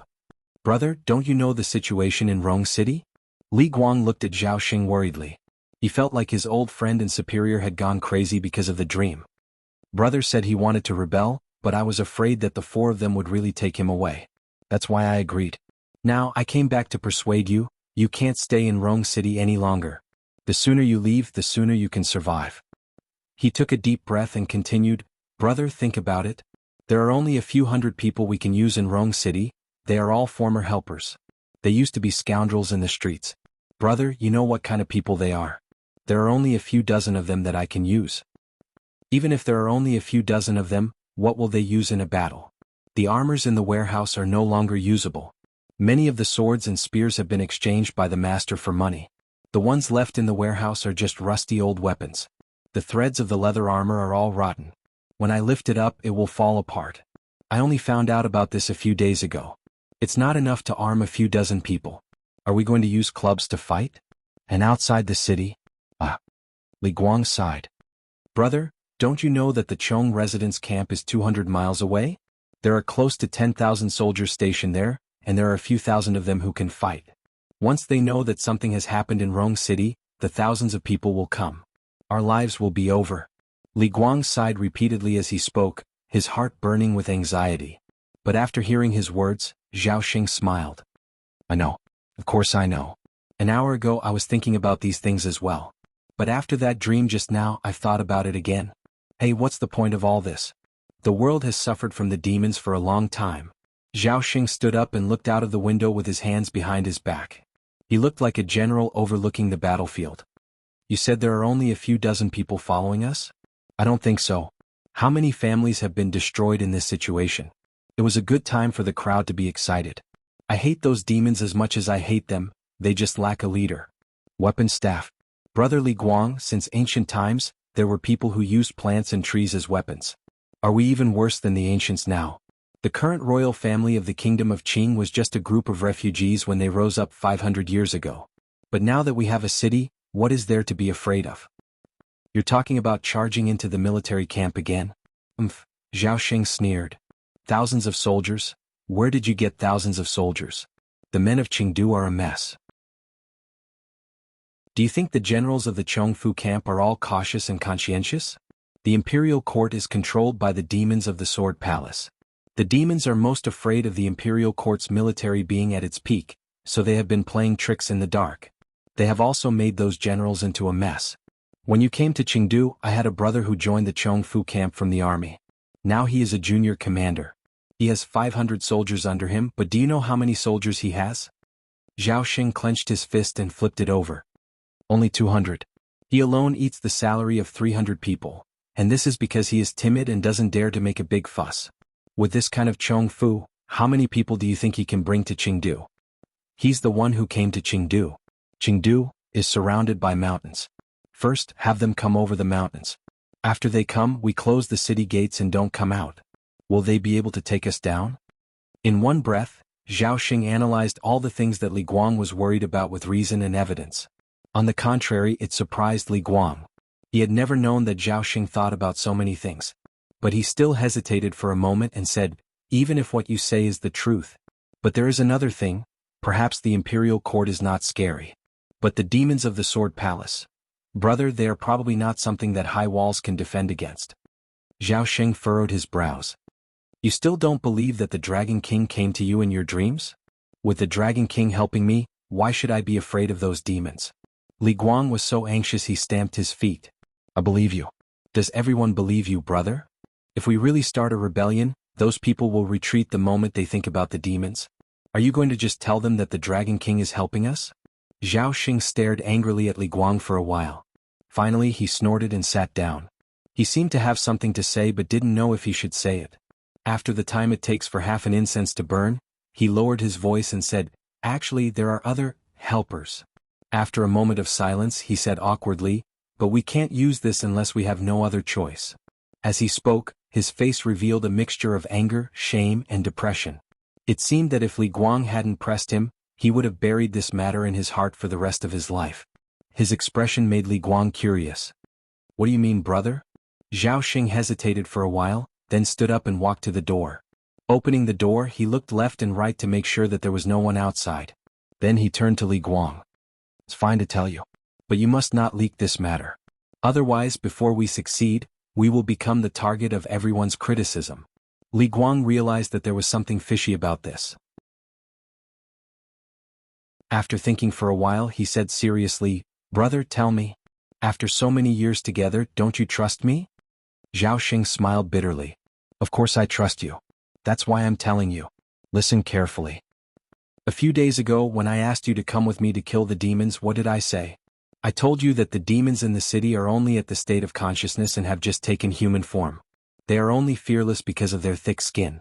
We have a few hundred people against them, so we have a chance of winning. At that time, you asked me what consciousness and transformation were and how I knew about them. Do you still remember? Li Guang thought for a while and nodded. I remember. At that time, I didn't understand how you knew about these things, but you just brushed it off. I'll tell you now. It was my brother who told me. Zhao Xing looked at Li Guang. That brother of mine is in the Stone Forest Mountain of the Kingdom of Qing. Rong City is in the main branch of the Stone Forest Mountain, and the Stone Forest Mountain is in the main branch. Li Guang blinked. Brother? Since when did you have a brother in the kingdom of you? I know about the Stone Forest Mountain. Isn't it the border city of the Kingdom of Qing? It's only a few hundred miles away from our Rong City. The road is rugged and difficult to traverse. In the Kingdom of Qing, it's a small city that no one cares about. How did you get to know people there? Zhao Xing was silent for a while. We didn't get to know each other. That's my brother. Li Guang's eyes widened. He was speechless. Zhao Xing's mother had just passed away last night. He and Zhao Xing had known each other for many years and knew each other very well. But he didn't know where Zhao Xing got a brother, and he was in the Stone Forest Mountain of the Kingdom of Qing? Zhao Xing sighed. It's a long story. But now you know that my mother wasn't my birth mother. I only found out by chance that my brother was in the Stone Forest Mountain of the Kingdom of you a few years ago. We were born from the same mother and looked almost the same. We were separated when we were young. Right now he's in the Stone Forest Mountain. He's also a constable. He was the one who told me all the things I know. The help that I'm talking about as a last resort is also on his side." Li Guang took some time to digest Zhao Xing's words. He thought about it and said hesitantly, "You're saying, if things go wrong, Stone Forest Mountain will send someone to help us? But your brother is only a constable. The situation in the kingdom of Qing is different from the situation in the kingdom of Yu. There are no demons causing trouble there. I'm afraid your brother can't make the decision, right?" Zhao Xing furrowed his brows and was silent for a long time. He then suddenly said, "It's not people. It's demons." "What? It's demons?" These words came out of my mouth and into your ears. I can't say it to a third person. I'm only telling you, we still have a way out, but we might not need it. When Zhao Xing spoke, his tone was not as heroic as before. It was as if he was slightly apprehensive and guilty, but he was doing his best to suppress that feeling. After saying so much, he paused. Seeing that Li Guang didn't seem like he didn't want to hear it, he said, "The situation in the kingdom of Qing Stone Forest Mountain is not better than ours. It's even scarier than ours. Although our Rongqing is being bullied by demons, we don't always have to worry about our lives. But in the kingdom of Qing Stone Forest Mountain Range," Zhao Xing gritted his teeth, "there are demons that eat people. In the Stone Forest Mountain Range, near Stone Forest Mountain Range, there is a Pitfall Mountain. In the Pitfall Mountain Range there is a big demon. There are hundreds of small demons under the great demon's command. They eat people every 2 to 3 days. At first they abducted people from the city to eat. But later more and more people were eaten. Almost everyone in the city fled. My brother became a constable. You have to know that at that time, it was not much different from our Rongqing. The old men above constable either died or fled. He was the master of the city. So my younger brother thought of a way. Our Rongqing is at the end of the Stone Forest Mountain Range, so we can get by. But the kingdom of Qing's Stone Forest Mountain Range is in the desert wasteland. There is little rain and it is difficult to pass through. Thus, it is one of the most remote and desolate places in the kingdom of Qing. Because of this, the nearby prefectures of the kingdom of Qing usually send the exiled criminals to the kingdom of Qing's Stone Forest Mountain Range. So this method of his, you should know about it, right?" Li Guang listened in a daze. He paused for a while before saying, "Could it be, he took the initiative to send those criminals to the demons to eat?" Zhao Xing nodded in silence. "I don't know where he got the courage and luck. He broke into the demon's lair in the Pitfall Mountain Range to negotiate and succeeded. Since then he sent 5 or 6 people to the demons every month. Slowly the demons stopped kidnapping people from the kingdom of Qing. But he still sent 5 or 6 people every month." Li Guang frowned. "Where did so many criminals come from?" Zhao Xing glanced at him.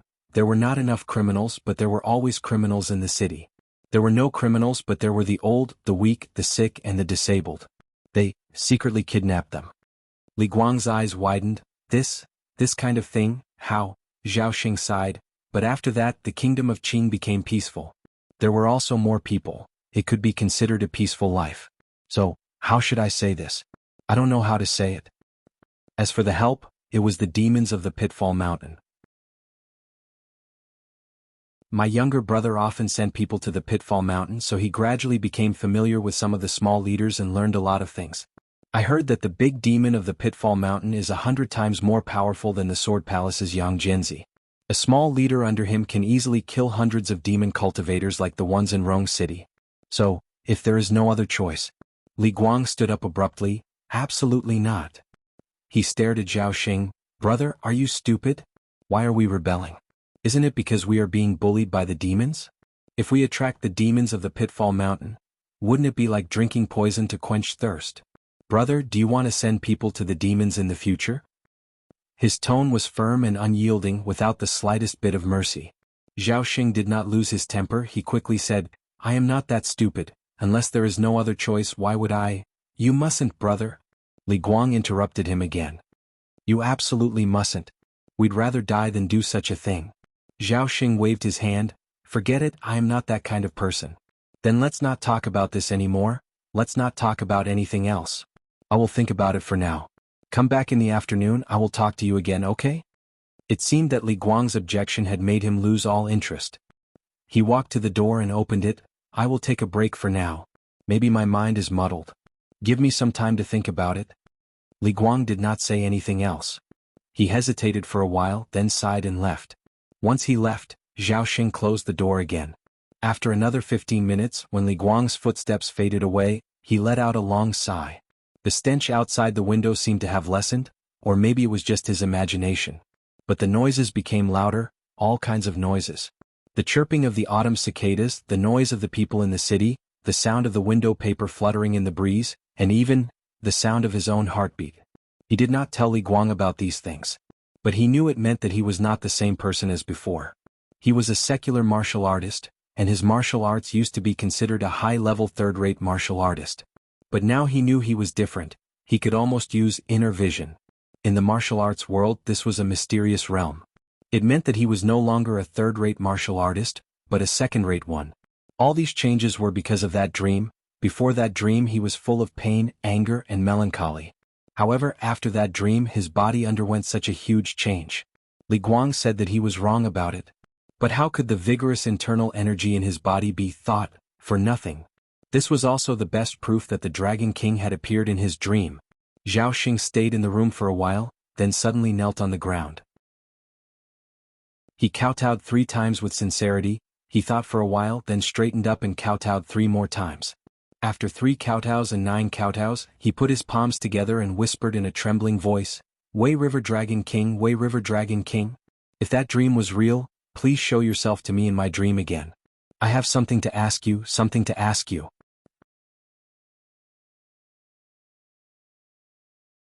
Chapter 313. He prayed for a while and then stopped to listen. But there was no change in the room. The cicadas outside were still chirping. Zhao Xing kowtowed a few more times and finished the whole set. After waiting for a quarter of an hour, he slowly got up from the ground and sat on the wide wooden chair in the room. After a quarter of an hour, another quarter of an hour. But there was no movement, as if it was really his own imagination. Zhao Xing finally sighed and lowered his head. Perhaps the Dragon King did not hear his prayers. He had just been freed. Would he have a lot of things to deal with like other people? Or was he not sincere enough? Did he need to offer sacrifices? He began to fall into a slight panic and doubt, and felt that the cicadas outside the window were getting more and more annoying, until he heard a voice outside the door. The voice was soft, but the tone was quite dignified. Zhao Xing opened the door to receive the decree of the Dragon King. Zhao Xing's eyes widened in an instant, and then he jumped up from the chair and rushed to the door in 2 steps. He did not have time to think too much and reached out to open the door to look outside, but he did not see anyone. He was just about to frown and step into the courtyard when he suddenly heard someone shouting in panic, "How dare Zhao Xing? How dare he rush into the carriage of the Dragon God Messenger?" Zhao Xing looked down and immediately retracted his foot as if he had been electrocuted. The door of his room had a threshold, which, according to the Yaman's custom, was also quite high, up to his ankles.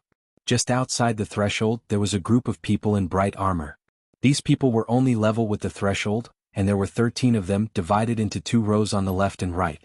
In front of them, there were 4 knights in red helmets and red armor, riding little red horses, holding shiny toothpick-sized swords in their hands. In the middle, there were 4 servants in green, working together to carry a golden roofless sedan. There was a person sitting in the sedan, wearing a green-gray official robe, with a patch embroidered on his chest, and a winged black gauze hat on his head. He should be the self-proclaimed Dragon God Messenger. Behind him, there were also 4 soldiers in green armor with sabers hanging from their waists. They held official titles and umbrellas in their hands, but it was impossible to see what was written on them. However, the reason why he said, "There should be 4, was because Zhao Xing had accidentally stepped on the last foot soldier when he took a step forward. The small umbrella fell to the ground, and the little person also lay down, unable to get up. It seemed that one of its legs had been broken. Now the 13 little people all looked up at Zhao Xing. After their gazes met for a breath, Zhao Xing took 2 steps back as if he had seen a ghost and almost slammed the door shut. The little person in the middle was not flustered at all. He raised his eyebrows and shouted, "Hurry up and receive the imperial edict. What a disgrace. Give me your hand." The little man was only a little taller than Zhao Xing's fist, but he did not fear him at all. This kind of calm demeanor actually calmed Zhao Xing down as well. He took a few deep breaths before widening his eyes. "Are you really the messenger of the Dragon King? What about Dragon King? Why didn't Dragon King come to see me?" The little person was furious. "How dare you? How honorable is the Wei River Dragon King? Do you think you can see him just because you want to? The Dragon King sympathizes with your sincerity and sent me here to deliver the imperial edict. Yet you are not kneeling on the ground and respectfully receiving the imperial edict. Don't you know how terrible the wrath of the gods is? Zhao Sheng heard that the little person's words were getting harsher and more imposing. Only then did he calm down a little. He had no time to think too much and could only accept the imperial edict. However, he did not kneel on the ground. Instead, he just leaned over on the ground and stretched out one hand to the doorsill. Thus, the four little people carrying the sedan chair straightened their arms and lifted the small sedan chair. The little official on the sedan chair walked to Zhao Sheng's palm. Zhao Sheng then stood up and carried the little person back to the table. He placed him on the table. After thinking for a while, he respectfully bowed. What decree does the heavenly priest have to announce? The little person kept a straight face. He took out a small scroll from his big sleeve and opened it. He cleared his throat and said, "The Dragon King asked me to ask you. You have done a meritorious deed in rescuing the Emperor, but there was no time to reward you. Now that the Dragon King has returned to the Dragon Palace, he wants to know what kind of reward you want." Hearing this, Zhao Sheng's uneasiness and worry suddenly disappeared. He never thought that the Wei River Dragon King was really a god who did things in the ancient style. He still remembered to reward me according to my meritorious deed? He was stunned for a while because of this sudden joy. Then he hurriedly said, "Reward? What kind of reward? Do I have to mention it myself?" The little person impatiently said, "Of course you have to say it yourself. My Dragon King is omnipotent. There is nothing he can't do. Even if that person dies and falls into the cycle of reincarnation." At this point he seemed to have said something wrong. He hurriedly changed his words. "Say it first. Tell me first." Zhao Sheng blinked and was silent for a long time. Then he turned around and paced anxiously in the room. After about the time for half an incense stick to burn, he made up his mind. He fiercely stamped his feet and suddenly turned his head. "If I start a rebellion in Rong City, can the Dragon King help me kill the demons of Yu Kingdom and unify the world?" Hearing his words, the little person laughed in a shrill voice. "Haha, how dare you? Before I came here, the Dragon King told me that this must be your request. So he also asked me to tell you. I can help you." Zhao Sheng opened his mouth in disbelief. "Really?" The little person waved his hand.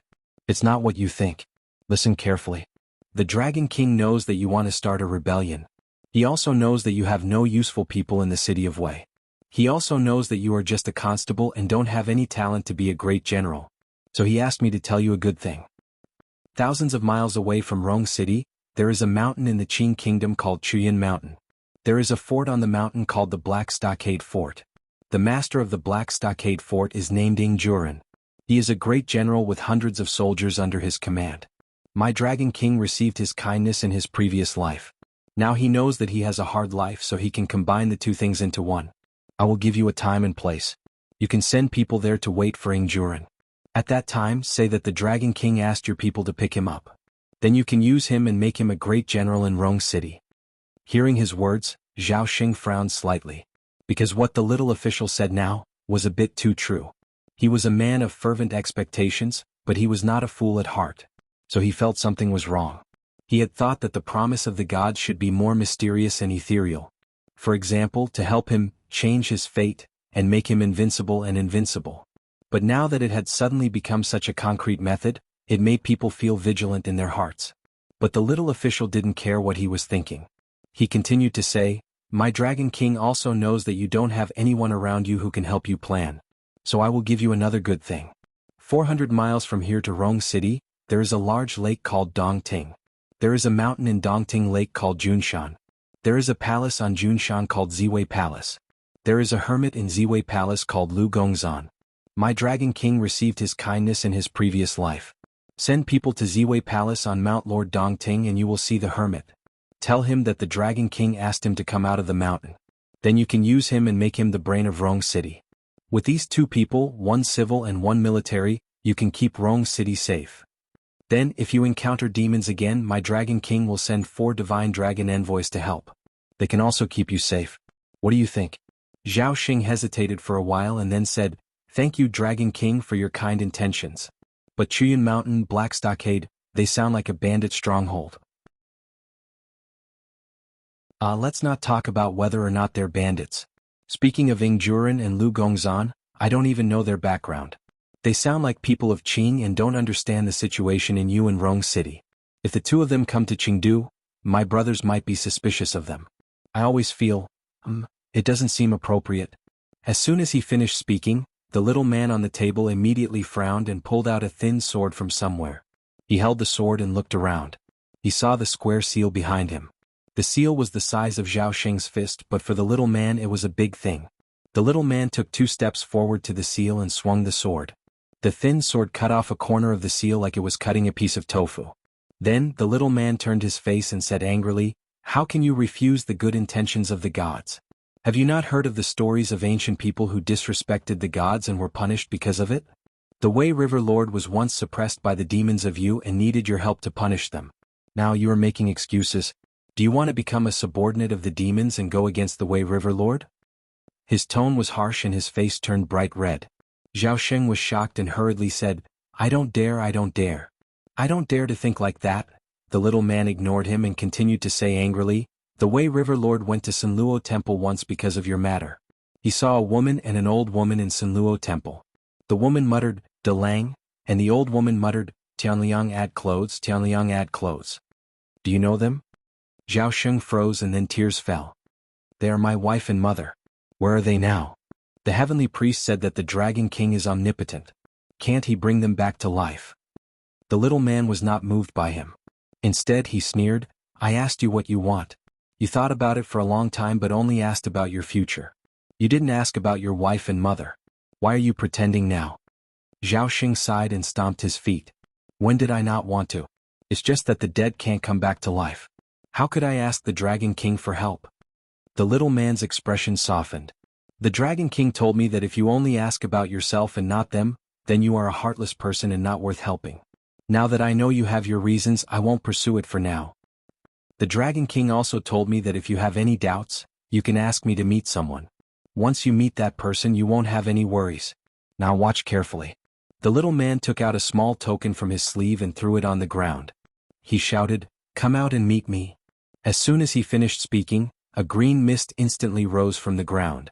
Then a woman's soul floated in the air. Zhao Xing took a closer look and found that it was his dead wife. After a few more words with the ghost, he was even more certain that there were some things that only the two of them knew. No one else could hear them. Zhao Xing asked his wife where they were with tears streaming down his face. The ghost replied, "They are in a place covered in white mist. I don't know where it is, but I think it is the underworld." However, the little man was only willing to ask them to say these few words. Not long after, the little man shouted, "It's time." He waved his hand and dismissed the ghost. Zhao Xing was heartbroken. He only asked the little man to ask him to talk to his wife a few more times. The little man said with a straight face, "Although Wei River Lord is very powerful, the Sanluo Temple has its own rules. Now you are an unrelated person. How can Wei River Lord ask Black Bai Yanjun to tell your wife and mother to return to the world of the living? When you do what Wei River Lord wants you to do, you will have the glory and wealth of the human world. You can also have your dead wife and mother. Now that you know these things, do you still have any worries?" Previously, Zhao Xing had suspected that it was some kind of demon's trick, using magic to create these things to trick him. But now that he saw his dead wife's soul, there were no more doubts in his heart. He was not a person without knowledge. He had heard his younger brother in Dingyi City say that demons and cultivators might have all kinds of magical powers, but the soul was the only thing that was difficult for them to control. After a person died, their soul could be destroyed, but it was very difficult to take it away because it was something that belonged to Black Bai Yanjun. If an unrelated person wanted the soul, it would anger the two emperors of the underworld. Now that he had seen his wife's soul with his own eyes and confirmed that it was really his dead wife, he knew that this Wei River Lord had great abilities. He was a true god. Thus, he finally knelt on the ground and asked, "Divine official, tell me, what should I do now?" The little man said in a low voice, "First, send someone to invite Ing Juren and Lu Gongzan. After that, send some people to Hongling to find out the demon's movements and rescue the people trapped there. This will strengthen Rong City's reputation. After these 2 things are done, Dragon King has other orders for you in the future." Zhao Xing nodded and said, "But about the matter of Dragon King, I believe it, but I'm afraid that the people around me don't. Do you have any keepsakes or proof that I can show to others?" The little man laughed, "That's not difficult." As he said this, he threw the small scroll in his hand to Zhao Xing. This is called the Ancient Scroll of Luo Shu. Keep it with you. If you have any questions for the Dragon King in the future, write it on this scroll after taking a bath and burning incense. The Dragon King will see it. Zhao Xing hurriedly took it. Just as he was wondering how to write with such a small thing, the ancient scroll of Luo Shu had already grown a bit bigger. It was now the size that a normal person could write. Suddenly he heard the little man shout in a low voice, "It's time. I'm going to report." Zhao Xing hurriedly said, "Divine official, please wait." He did not expect that this shout would wake him up. The cicadas outside the window had stopped chirping. It should be afternoon. The sunlight shone through the room. He was covered in sweat. It looked like he had slept. He slept in front of the desk as if he had fallen asleep while praying.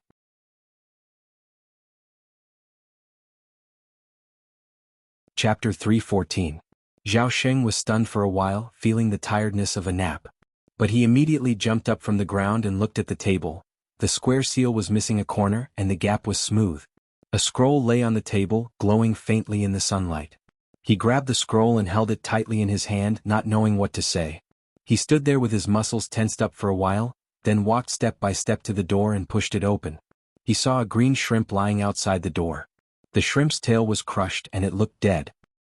He stared at the prawn for a long time before he carefully picked it up and went back to the house to find a wooden box to put it in.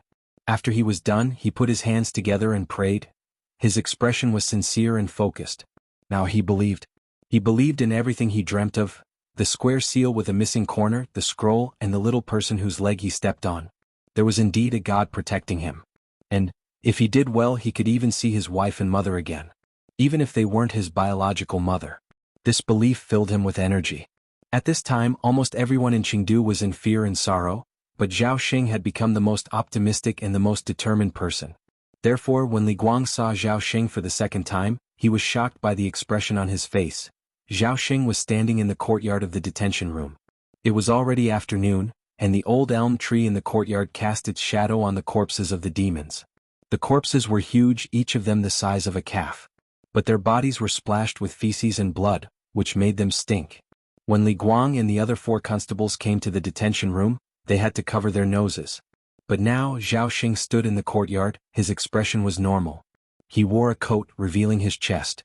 He stood next to the corpses with his hands behind his back, looking up at the sky as if he was thinking about something. But the expression on his face changed very quickly. Sometimes disappointed, sometimes angry, sometimes happy, and sometimes cold and serious. Li Guang stepped into the courtyard, looked at him, and was so shocked that his mouth opened slightly. After a while, he dared to call him in a low voice. "Brother?" Hearing his voice, Zhao Xing slowly turned his head and looked at him calmly. After a while, he suddenly called out, "Prince Rong?" Li Guang only dared to walk into the yard after hearing his words. She wiped the sweat on her neck with her sleeves as she gasped for breath. "What did Big Brother say?" "Call me Prince Rong." Zhao Xing did not move and looked at Li Guang sternly. "I've thought it through. When we attack, we must have a good reason. From today onwards, I will call myself Prince Rong. We don't need to clean up the emperor's side, we just need to get rid of that muddle-headed Emperor Yu and build a new country." Li Guang stopped in his tracks and frowned as he looked at Zhao Xing, who was basking in the afternoon sun. He had a bad feeling about this. It had only been 4 hours since he last spoke with Zhao Xing. However, his big brother Zhao Xing seemed to be getting more and more deranged. Zhao Xing smiled and tossed the scroll to Li Guang. "Take a look." Li Guang took it suspiciously. He first looked at Zhao Xing, then lowered his head and slowly opened the scroll. He couldn't help but widen his eyes. He discovered that the silk scroll was actually formed by a faint golden stream of light. As the silk scroll swayed, it trembled slightly as if it was floating on the surface of water. Li Guang stretched out his hand in shock and carefully touched the words. He felt that the scroll was surprisingly smooth. It didn't seem to be made of any material he knew. He raised his head and looked at Zhao Xing. Zhao Xing said indifferently, "You should believe me now. Just now the Dragon King appeared in my dream again. This is the keepsake he left for me. Take a look at what's written on the scroll." Li Guang was so shocked that he couldn't speak. He blinked and lowered his head to look at the scroll. He quickly understood what was written. On the scroll was a map of Rong City and its surrounding areas. However, this map only outlined the general outline of Rong City and the Rong River that passed through the city. It wasn't very detailed. There were even more dazzling spots of light lit up in a few places on the map. Beside the spots of light, there were some words that seemed to be annotations. Li Guang was illiterate, so he couldn't understand what the words were saying. He raised his head and asked Zhao Xing, what does the map say? Zhao Xing walked with steady steps to Li Guang's side, took the scroll back and opened it.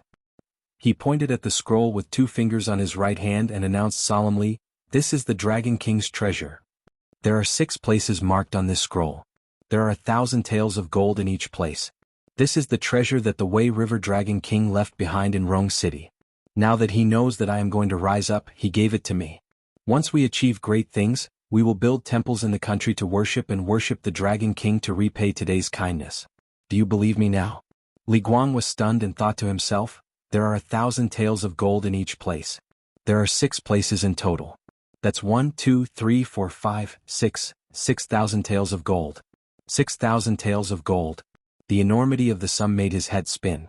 He didn't even know what 6,000 taels of gold meant.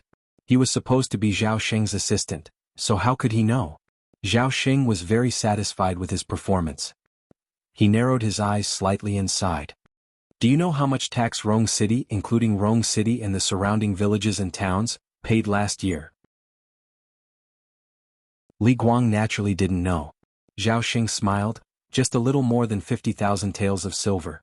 Now that we have 6,000 taels of gold, 660,000 taels of silver, do you know how much we can accomplish? God is helping me. Zhao Xing sighed, if I don't accomplish something great in this world, how can I be worthy of such a favorable time, place and people? The most important thing now is to call the 4 of them back. Tonight we will discuss how to get the 6,000 taels of gold. There are 2,000 taels of gold buried in the city, and another 4,000 taels of gold in Hongling. We will also discuss where to buy armor and horses with the money, and where to recruit soldiers. Also, we need to go and welcome 2 people. When he said this, Li Guang finally came to his senses and interrupted him. Brother? I am here to talk to you about this. The Tian brothers as well as Sun Tong and Zhou Ji, have all run away. Zhao Xing was stunned, and then he raised his eyebrows. What did you say? Li Guang sighed. Yes. I just took care of things on my side and went to see how the 4 of them were doing. I was afraid that they would panic if they knew about the rebellion. At this time the city is in such a mess, so I really can't do anything good. I didn't know that when I went to find the Tian brothers, they were not in the north. Then I went to the west of the city to find Sun Tong, but I found the 4 of them together. When they saw me they said, that Zhao Xing lost his mind because someone died in his family. We fooled him just now because we were afraid that he would get angry and kill people indiscriminately. That's why we agreed to help him. But now everyone knows that this is a big matter. How can the people of Rong City fight against the demons and the government? So they asked me to come with them to capture you and send you to the Chongfu camp. They said something about making up for their mistakes. Li Guang spat, I am not that kind of person. I said that I would never do such a thing. I also said that your injuries are mostly healed. With your martial arts skills, the 4 of them can only go out lying down. The 4 cowards were scared. They looked at me for a while and then ran out of the city together. I couldn't stop them. I guess, the 4 of them are probably going to the Chongfu camp. Zhao Xing was stunned for a while and suddenly sneered, for cowards. I was wrong about them.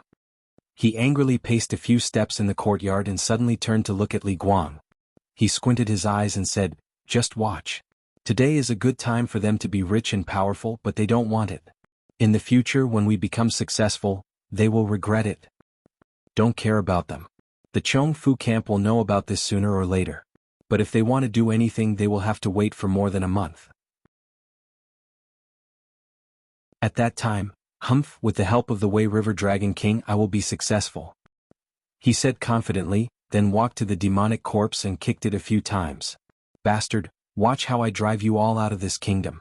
Li Guang opened his mouth and wanted to say something. But when he saw Zhao Xing's expression, he didn't say anything. That's why I said it has nothing to do with me. Li Yunxin shrugged innocently. He picked up a cup of warm tea and drank the fragrant almonds in his mouth. He looked at Wang Bojian and said, he wanted to rebel. He was now sitting in Munanju. The streets were full of people who ran out and walked around noisily. No one knew what they were talking about. But no one went into Munanju. Li Yunxin thought that the people who suffered from the disaster would come to see if there was anything to eat. According to Wang Bojian, this was because Munanju had a good reputation in Chengdu. They would give out porridge and money every new year. They had also sent people to set up relief points in other parts of the city. So no one came to the main restaurant to cause trouble. But Wang Bojian knew that Zhao Xing wanted to rebel. Li Yunxin was not surprised that he knew about this. If they knew nothing about what was happening in Chengdu, then they could really focus on the food and beverage industry. So when Li Yunxin sat down in Munanju, Wang Bojian served him a few dried fruits and a pot of tea. He suppressed his emotions and asked this Dragon King, why did he encourage Zhao Xing to rebel? Zhao Sheng's rebellion was against the Emperor of Yu and the Sword Palace. But the Sword Palace was also Munanju's power. But he heard Li Yunxin's answer. He drank tea and ate dried fruits. He looked very relaxed and didn't seem to take the matter seriously. Wang Bojian scolded this Wei River Dragon King 100 times in his heart. But he still smiled and asked politely, but Zhao Xing said that Wei River Dragon King appeared in his dream. Could it be that the Dragon King is not you? Oh, you mean this? Li Yunxin held the teacup in his hand and turned it for a while. But his mind seemed to be elsewhere and thinking about other things. It was as if answering this question that Wang Bojian was very concerned about was just a casual chat to him. I originally planned to go to Hongling to see the situation. So I came here on the way to ask you some things. But I suddenly felt that Zhao Xing looked a little familiar, so I went to the yamen. Li Yunxin put down the teacup and slowly moved his hand through the fruit plate, trying to find a plump almond. Then I heard that he wanted to rebel. So I thought, I wanted to go to Hongling, but Hongling must be waiting for me. No matter how I disguise myself, people will recognize me at a glance if I go there from Chengdu. Don't you think so? He found the almond, threw it into his mouth and chewed slowly. So I thought, if he really wanted to rebel, he would definitely go to Hongling and gather the strong young men there. That's why I said that a group of people went there in a big group. When they started to make a ruckus, it would be easier for me to hide my tracks. So that's the thing, he wanted to rebel anyway. What does it have to do with me? Wang Bojian was silent for a while. Then he took a deep breath and said with difficulty, so, Dragon King, you just wanted to go to Hongling so that someone can help you hide your whereabouts. And you provoked such a big thing? You don't have any other intentions? Li Yunxin smiled. I don't think so. Wang Bojian's face twitched for a while. Then he stood up and said, now I finally know why wherever the Dragon King goes, destruction follows. So, if I had another way to help Dragon King go to Hongling without being noticed, would Dragon King ignore Zhao Xing and ask me to immediately capture him? Li Yunxin raised his head and looked at him in surprise. Capture him? Wouldn't I lose face? I promised him that I would help him succeed. Wang Bojian finally couldn't suppress the emotions in his heart anymore. He frowned and said, Dragon King, you are too rash. If Zhao Xing really rebelled, he won't be able to do anything on his own. We don't need to worry about this. But with Dragon King helping him, if he really turns the Yu Kingdom upside down, it will mess up our arrangements. We don't want to see this result. This will cause us a lot of trouble. Li Yunxin thought for a while and looked at him. So I hope Dragon King won't act impulsively. Wang Bojian said seriously, this kind of rash behavior is not desirable. Our arrangements in the Yu Kingdom are interlocking. Once one part goes wrong, the whole situation needs to be adjusted comprehensively. I hope Dragon King can think of another way, but Li Yunxin suddenly laughed and stared at Wang Bojian. Old Wang, have you forgotten one thing? I'm not your subordinate or anyone in your organization. I'm Li Yunxin. I have my own plans for doing things and I don't need your consent. Whether you think it's appropriate or troublesome, it's not my consideration. I came from the city of Wei to Dongting and here, Li Yunxin tapped the table with his finger. Anyone who I think is rash will not end well. So, before I talk to Zhao Xing, it might be a spur of the moment. But now I have finished talking with him and I have my own arrangements. If you mess with him now, you will also bring me trouble. Li Yunxin sighed. I hope you can adapt to this change as soon as possible. Now there is one more person in Rong City, and your family is no longer the only one. If you want to cooperate with me, you have to learn to respect me. Also, don't talk to me in this tone anymore. Otherwise I will be unhappy.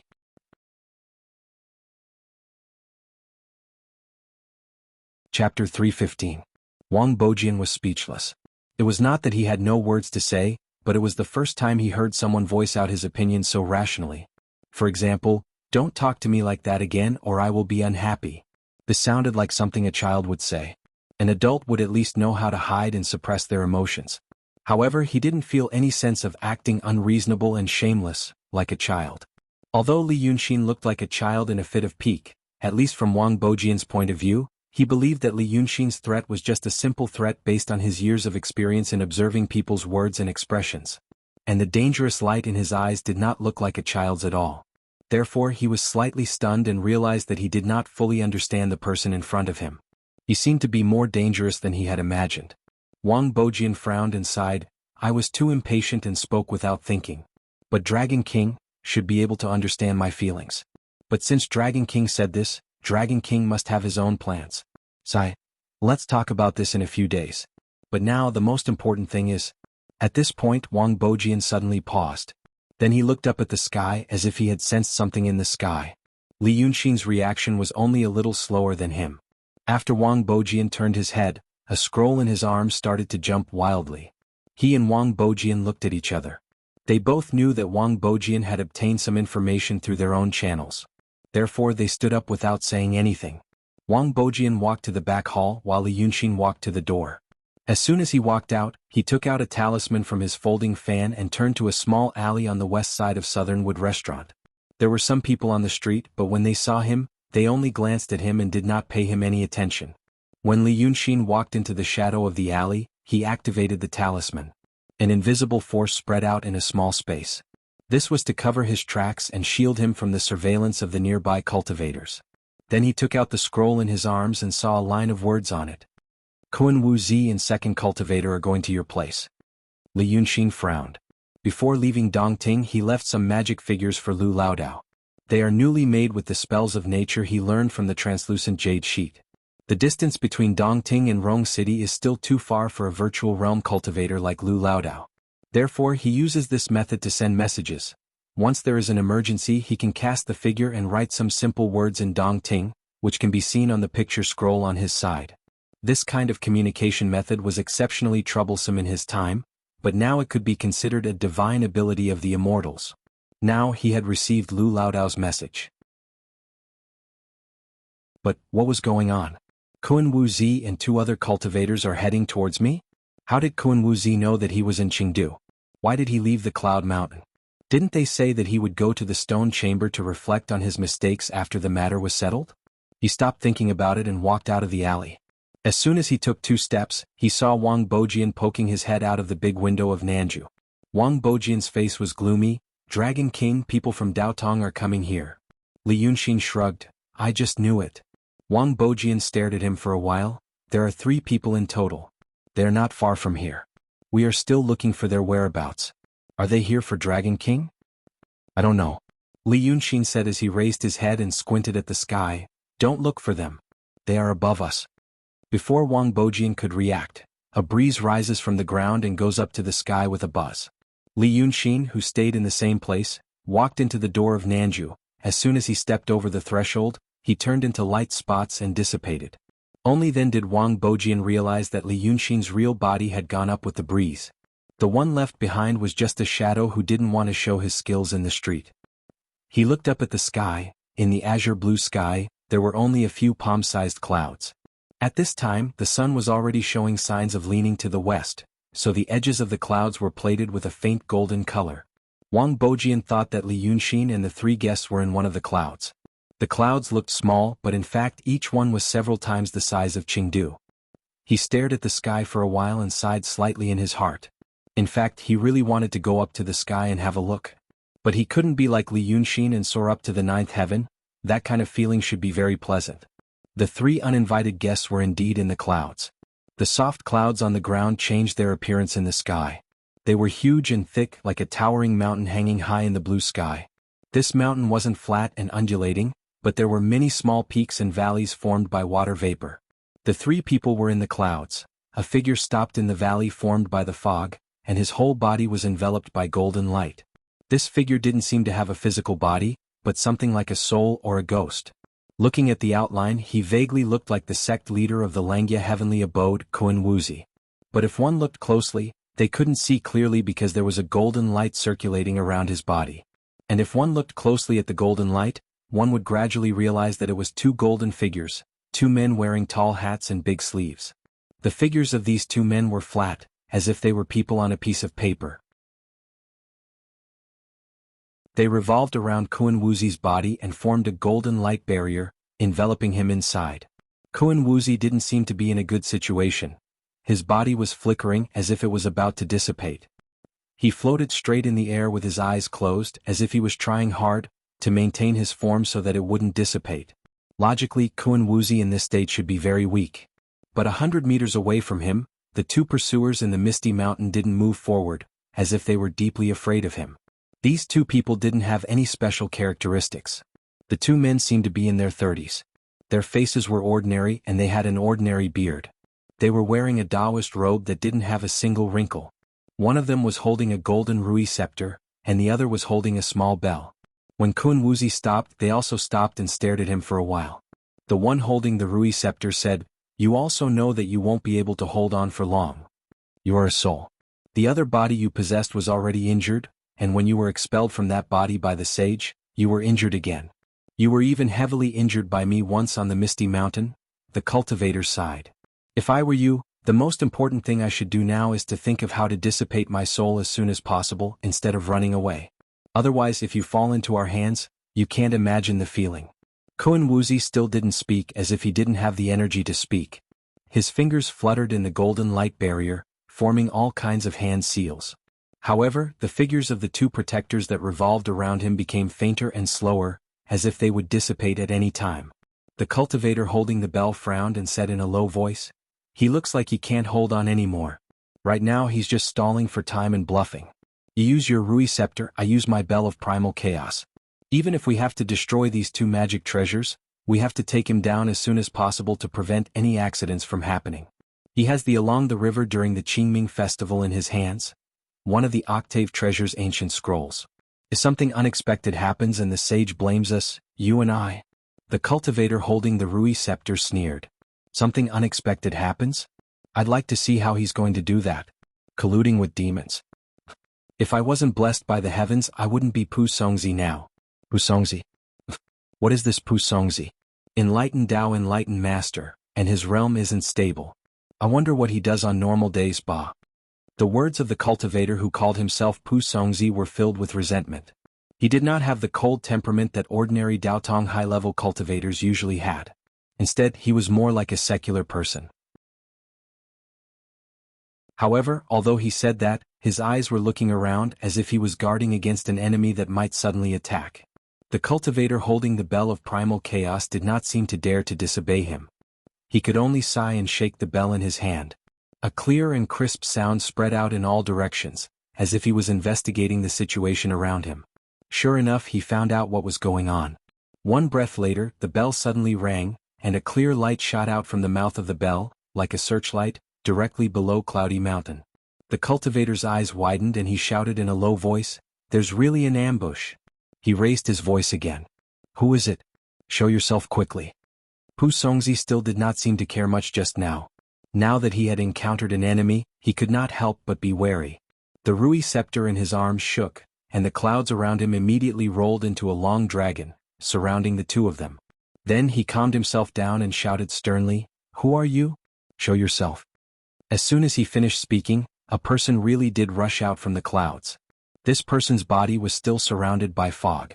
The fog scattered in all directions like flowing water, finally revealing his true appearance.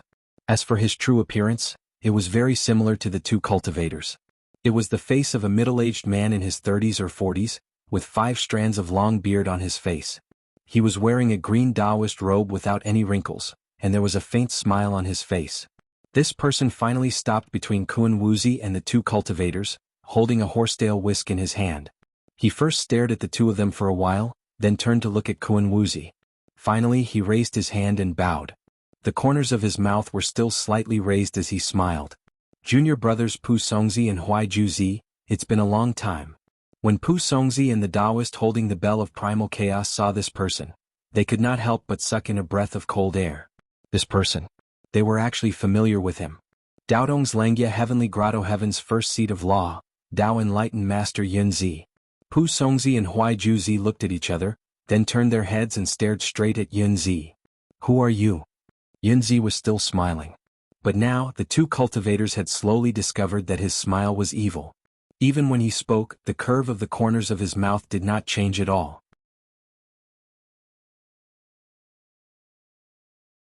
Chapter 316. It was as if his smile was carved on his face. Or, this person was a puppet, a puppet. Pu Songzi and Huai Juzi both knew that this person was Yunzi, but they didn't know whether it was Yunzi, because they were both cultivators of the Langya cave. Pu Songzi was a little more senior than Huai Juzi, and he and Yunzi could call each other brother. And Huai Juzi was a supervisor of the Law Institute of the Langya cave, and he was Yunzi's subordinate. The two of them knew Yunzi very well, including his appearance, habits, and cultivation base. So they naturally knew that Yunzi was already dead. He died in the city of Wei near the Dongting Lake. But now there was such a Yunzi. Both of them were cultivators of the state of truth, and they had their own ways to distinguish whether what appeared in front of them was real or fake. But now this method didn't work on Yunzi. His body was half real and half fake, real and illusory. In layman's terms, this was an existence similar to a soul. Pu Songzi and Huai Juzi could think that this was Yunzi's soul. But the problem was that since Yunzi was already dead, even if there was something similar to Yunzi in the world, it should be a ghost. Because of this, they realized that this might be a brilliant camouflage. There was a powerful person nearby who made something similar to Yunzi's soul, and that powerful person was very likely the reason why Kun Wuzi forced himself to come here. So the two cultivators quickly moved their eyes away from Yunzi, and watched the situation around vigilantly. Huai Juzi said loudly, Taoist Yunzi is a high-level cultivator of the Langya cave in Daotong. Which powerful person is doing this? So disrespectful. Do you want to be the enemy of Daotong? Of course no one paid attention to him. But Yunzi, who was regarded as a puppet, still had that weird smile on his face and said, Why do you think I am a puppet? I know you. He raised his hand and pointed at Huai Juzi. Your grandfather was a tribal chief in the barbarian lands of the north. Your secular surname is Jin. Your secular surname is also Jin. Later on, your grandfather did some shady business, stole other people's merits, and became the ruler of a country, so he sent you to Yunshan to learn Tao. Let me think. I can still remember what you looked like when you were 20 or 30 years old. He could be said to have a big heart and a fat body. Now that you say it, hee. Yunzi grinned. You're actually a fat, stupid pig. In the secular world, you are also called Sanpang, so your fellow Taoists call you Sanpang. You didn't like it, so you came to my place and rolled on the ground, throwing a tantrum. You pushed your mouth into the mud and told people not to call you that anymore. I was also annoyed by your ugly appearance, so I gave you the Taoist name of Huai Juzi. At this point, you actually don't recognize me? When Huai Juzi heard this, his eyes widened and he cried out, What third fatty gene? This has never happened before. Then he turned pale. How do you know these things? Yunzi laughed. You stupid thing, do you think I don't know what kind of person you are just because you cover up people's mouths? Even now you're still a stupid yes man by his side. When have you ever improved? After saying this, he didn't look at him and turned to look at Pu Songzi. But he looked at him for a longer time. The smile on his face finally dissipated. After about 3 breaths, this Yunzi stretched out his hand and pointed at him. You're not Pu Songzi. When he looked at Pu Songzi was also looking at him. Now that he heard his words, he wasn't as surprised as Huai Juzi was. He only laughed coldly. Why am I not? Pu Songzi? In the vast sea of clouds, Yunzi narrowed his eyes and looked at him. Pu Songzi and I are from the same sect, and we call each other senior and junior brothers. What kind of relationship do you think we have? Let me tell you, he's my younger brother. Only Kun Wuzi and I know about this. When he saw me, he definitely wouldn't look like you now. Who are you? Pu Songzi and Huai Juzi looked at each other again and frowned. They originally thought this couldn't be Yunzi's godly soul, but now he actually said all these things, and they were all true. The two perfected masters didn't know how to do this, to control a perfected master's godly soul? No. Yunzi's godly soul shouldn't have existed for a long time. At this moment, Kun Wuzi, who was behind Yunzi, suddenly said something. His voice was hoarse and it seemed weak in the high sky as if it was being blown away. But the three of them heard it clearly, because this was the first sentence that Kun Wuzi had said since he left the Cloud Mountain. They won't fall for your trick. After he said this, his hands that were forming seals suddenly stopped. So the golden protectors that were originally surrounding him paused for a moment, then both turned into flowing lights and returned to his palm. There was a picture scroll in his palm. But this picture scroll was very strange. Because it looked really too small, it was only the size of a palm. But this palm still counted the scrolls and paper on both sides. The real picture itself was only about the size of half a palm. Moreover, the drawing paper was not a regular shape, but an oblique triangle. It was as if the painter had casually torn a piece of paper, or simply made a few strokes on a piece of scrap paper to create this drawing, which was then worshipped by later generations as a treasure. Now, Pu Songzi and Huai Juzi's gazes were focused on that picture.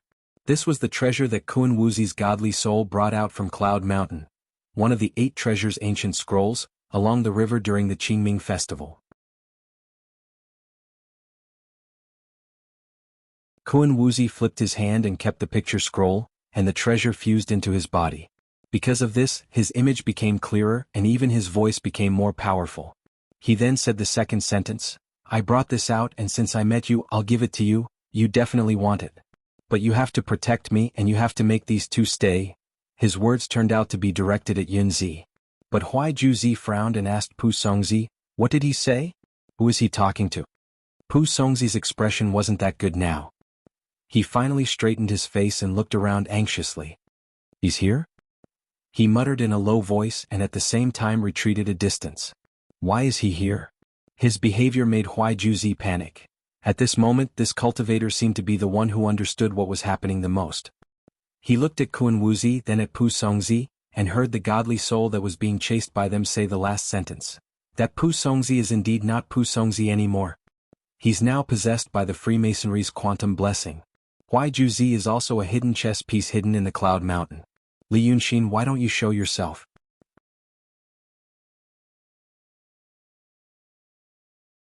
Chapter 317. Kun Wuzi said this name. This name was like a curse. Pu Songzi, or Fu Liangzi. Fu Liangzi's face changed instantly. He had been looking around in case someone was ambushing him. Now that he confirmed this from Kun Wuzi's mouth, he couldn't stay here anymore. He waved his sleeve, and the rui in his hand immediately grew dozens of times, turning into a small jade boat. He waved his hand again and took Huai Jiezi, who was not far from him, over. He picked him up and stepped onto the jade boat. He made a gesture and was about to leave. One breath ago, these 2 people were still confronting Yunzi and Kun Wuzi. One breath later they wanted to escape after hearing the name. Huai Jiezi couldn't accept this like Fu Liangzi. Thus, at this moment, Fu Liangzi activated his spell and wanted to escape immediately like a bird startled by the twang of a bow. However, Huai Juzi grabbed his hand and broke his spell. "Senior Marshal brother, what are you doing? Why are you leaving?" Fu Liangzi's eyes widened. "This is a trap. Kun Wuzi, that old monster, deliberately led us here. Li Yunxin is here, not in Dongting." Huai Jiezi frowned again. "Li Yunxin? What about Li Yunxin?" Fu Liangzi opened his mouth as if he wanted to say something. But the next moment he closed his mouth tightly and decided not to waste any more time. He kicked Huai Jiezi down. "Think about it yourself. Don't kill me." In the sky he naturally couldn't kick someone down. But Huai Jiezi was caught off guard and was kicked over a few times. The rui under Fu Liangzi emitted a burst of blue light and was about to escape. Then he finally heard Li Yunxin's voice. "It was such a good thing, but you just had to make it so boring." An elegant young man in white suddenly broke through the thick clouds and flew into the sky. The clouds and mist on his body dispersed bit by bit. His fluttering clothes were plated with a layer of pale gold by the sun, making him look like a golden-armored immortal. Who else could it be but Li Yunxin? Fu Liangzi naturally recognized him. Without another word he flew away. But just as he was several feet away he heard Li Yunxin sneer. "Run? The faster you run, the faster you die." Fu Liangzi was someone who had suffered at the hands of Li Yunxin. When he was in the city of Wei, Kun Wuzi, who was still alive, told him to be careful with Li Yunxin, but he didn't take it to heart. But now he understood that Kun Wuzi's words weren't false. He didn't dare to take Li Yunxin's words lightly. Thus, because of this sentence, he really stopped and turned his head to look back. Seeing Li Yunxin's body covered in golden light, his sleeves fluttering in the strong astral winds high up in the sky, he looked at him mockingly. "There's a path to heaven, but you don't want to take it. I've been working in Chengdu for many days and I've set up a big formation to kill Jinren. Coincidentally, just as the formation was set up, you came in. If you went 2 feet further away, your soul would have flown away and scattered. Do you believe me?" In the past, Fu Liangzi would be a fool to believe him. A month ago, dozens of cultivators from Daodong's Langya cave came, and they brought many heavenly materials and earthly treasures. They also used the souls of hundreds of thousands of people as the source of the formation to set up such a big formation. But now, Li Yunxin said that he used more than 10 days to set up a formation to kill Jinren and Qingdu. It was a person. When Huai Juzi heard what he said, he didn't care about Fu Liangzi kicking him away. He looked at Li Yunxin carefully from head to toe and frowned. What kind of nonsense is this person talking about? Is a Jinren someone you can easily kill? His soul will fly away and scatter? What a joke. Li Yunxin smiled coldly. You can try. Or you can ask this guy how he died. As he spoke, he raised his hand and pointed at Yunzi. Yunzi looked at him strangely. He clearly looked like a spirit with his own will and consciousness. But when Li Yunxin arrived, he was dumbfounded, as if he had become a puppet. Now that Li Yunxin raised his hand and pointed at him, it seemed like he had triggered some kind of command. The originally blank expression on his face suddenly became lively. He first frowned slightly and sighed, then shrugged and pointed at himself. I died because of stupidity. Li Yunxin smiled and nodded, then turned to look at Fu Liangzi and Huai Juzi. Therefore the two of them didn't look very good. At this juncture, everyone could see that Yunzi was Li Yunxin's puppet and was under his command. The two sentences that Yunzi said just now were also Li Yunxin's words. The two of them were not in the mood to appreciate Li Yunxin's sense of humor. They only felt that this guy was acting so unscrupulously in front of the two Jinren. He simply didn't take them seriously and was extremely arrogant. However, Fu Liangzi gritted his teeth and slowly stepped back a little. He returned to Huai Juzi's side and said in a low voice, "Be careful." Huai Juzi's eyes widened in surprise. Be careful? You believe his crazy words? Fu Liangzi didn't bother to talk to him.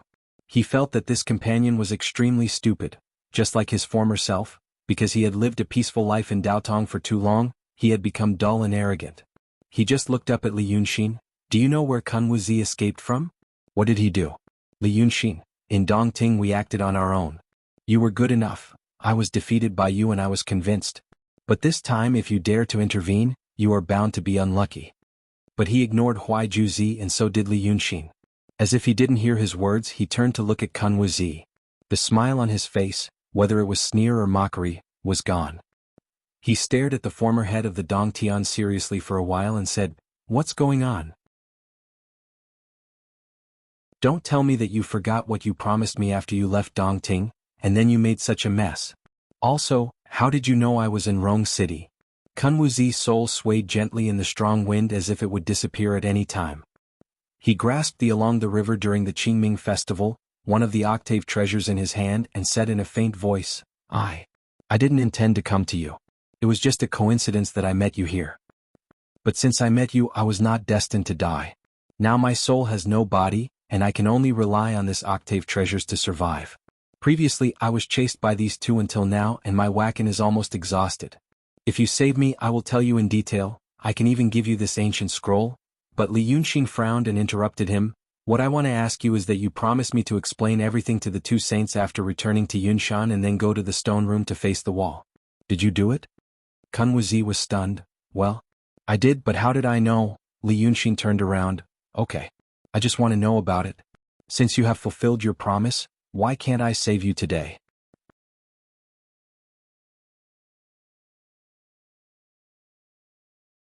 Chapter 318. His tone and behavior were extremely arrogant, as if he really had something to rely on. Fu Liangzi, who was disguised as Pu Songzi, was naturally afraid of Li Yunxin. He only stared at his movements to prevent him from suddenly launching an attack. Huai Juzi, who was beside him, was also a little suspicious at this time. Of course he had heard of Li Yunxin. Fu Liangzi had told him about him. But Fu Liangzi was always a person who cherished his reputation and honor. When he talked about Li Yunxin to Huai Juzi before, although he didn't deliberately belittle him, he didn't really boast that Li Yunxin was omnipotent and make himself look useless. He just told the truth so that he wouldn't lose face. Therefore Huai Juzi knew that Li Yunxin was a demon in the true realm. He had turned from a human to a demon. In fact, whether in Daotong or in the world of demons, people would have some prejudices. It was easy to look down on demons who followed the Tao or human practitioners who turned to demons. People who served two masters always didn't have a good reputation. Now Huai Juzi looked at Li Yunxin again. He was a demon in the true realm, so he should know how difficult it was to kill a Jinren. But he still said such arrogant words and even moved closer with a face full of confidence, as if victory was really in his hands. He finally frowned and thought carefully. A demon in the true realm with the puppet Yunzi and a half-dead Kun Wuzi's divine soul? Could he really keep them here like he said? Just at this time he suddenly saw the expression on Li Yunshin's face disappear, and he raised his hand and sprinkled out a silver light. The five of them had been confronting each other in the sky for a long time, and the sun on the horizon had begun to incline to the west. Therefore the sunlight changed from the pale gold of the afternoon to a thick orange color. But now, when Li Yunshin raised his hand, the silver light radiating from his palm immediately forced back the golden light in the sky. When he looked carefully again, he found that a small round moon was born from his palm. As soon as it came out, it flew to a very high altitude and grew bigger and bigger. In just a breath's time, this small full moon had actually occupied half the sky. The sky that was originally dusk and the setting sun had suddenly turned into a night sky with a bright moon. Suddenly, the sound of stringed instruments came from the horizon. Strands of auspicious clouds emerged from the center of the big round moon. Amidst the clouds, a glittering golden palace gradually became clearer. It had hanging corners and flying eaves, golden pillars and jade tiles. It was a magnificent sight that had never been seen in the human world. Seeing this, Fu Liangliang's eyes widened and he exclaimed, "Fog-locked Toad Palace." This misty locked toad palace was a magic treasure personally made by the book saint. It was one of the top treasures of the Langya Grotto heaven. It was originally in the hands of Kun Wuzi, but it was split into two parts by him. One was called the Treasure Mirror of Profound Light, and it was given to Yunzi. After Yunzi died in the city of Wei, this treasure was taken by Li Yunshin. The other one was called Fog of Profound Light, and it was given to Yunzi by Kun Wuzi, who was disguised as Fu Liangliang. Fu Liangliang was defeated by Li Yunshin in Dongting, and this Fog of Profound Light was also taken by him. In Dongting, Kun Wuzi was killed by Fu Liangliang. In order to protect his spirit, he couldn't care less. After his spirit was taken away by Li Yunshin with the judge's iron chain, he told him how to use the fog-locked toad palace. He rarely trusted anyone in his life. At that time he was forced to believe in Li Yunshin, a monster who was famous for his craftiness. However, he didn't expect that he was right. The person who heard him was his former disciple. This time he suffered another disaster because of his former cultivator. However, the person who saved him twice was still the monster Li Yunshin. It was really a joke of fate. Fu Liangliang had seen this fog-locked toad palace in the school of the Emperor Star. Although he didn't know how powerful this thing was, once he knew that it was a treasure made by the master of calligrapher, he didn't dare to underestimate it. He spent a few words to explain the origin of this thing to Huai Jezi. On the other side, the figures of Li Yunshin, Yu Yunzi, and Kun Wuzi were hidden in the auspicious clouds and disappeared into the bright moon. The two cultivators both knew that once the person in charge of the big tactical circle wanted to use the magic circle to kill the enemy, they had to retreat to the outside of the circle or go to the center of the circle. Therefore, when they saw Li Yunshin and the others had disappeared, they immediately drove their magic weapons and followed closely with Huai Jezi, straight to the bright moon. However, they only moved forward for a short distance, and found that they had left the night sky and arrived in front of the Toad Palace in the moon. At this moment, when they looked back, there were no clouds or Rong City, there was only the wilderness glowing with silver light and the dark sky. Fu Liangliang and Huai Jezi were surprised and confused. Suddenly, they saw an elder turn around a huge red lacquer pillar under the corridor of the Toad Palace and walk to the white marble stairs. This elder had a square face and a wide mouth. He was tall and stout. He wore a large robe embroidered with 10,000 characters, and a belt inlaid with rubies was tied high around his waist. He walked to the stairs calmly, squinted at the two people and said, "Where did this arrogant kid come from? How dare you break into the fog-locked Toad Palace?" Fu Liangliang frowned and looked at him carefully. "Who are you?" The elder laughed. "Kid, you dare to break in without knowing who I am? If you ask me, listen carefully. I am the master of this Toad Palace, the Red Flame Toad. The Wei River Dragon King sent me here from Dongting to guard this place. If you want to break into the palace, you have to get through me first." Hearing the name Red Flame Toad, Huai Jezi felt that this was a powerful big demon. However, he had never heard of any monster king in the true realm or the mysterious realm with this name. He frowned and asked Fu Liangliang in a low voice, "Who is this?" Fu Liangliang sneered, "Who is this? Some small demons in Dongting Lake can transform into human form and call themselves monster kings in Dongting. When Tan Liangliang ambushed Li Yunshin in Dongting, one of the small demons under his command was this Red Flame Toad. Unexpectedly, he didn't die and came here. He overestimated himself." After saying this, he waved his hand and threw out the jade rui. Although his words were full of contempt, he only used 20% of his strength to test the Toad King who guarded the Toad Palace. However, the Toad King didn't dodge or dodge. It blankly took the blow and was scattered with a buzz. When it was in Dongting, it was only a monster in the emptiness realm. How could it withstand the strength of a Taoist in the true realm? However, when Fu Liangliang was about to sneer, he found that the Toad King, which had been scattered and turned into light spots, gathered together again and laughed. Do you know what the Toad Palace is? My Moon Toad Palace hangs high in the sky. Every day, countless people look up at the moon. As long as one person looks at my Toad Palace, the power of incense and wish will extend my life by one breath. You are just two little Taoists. Can you kill all the plenilune cultivators in the world?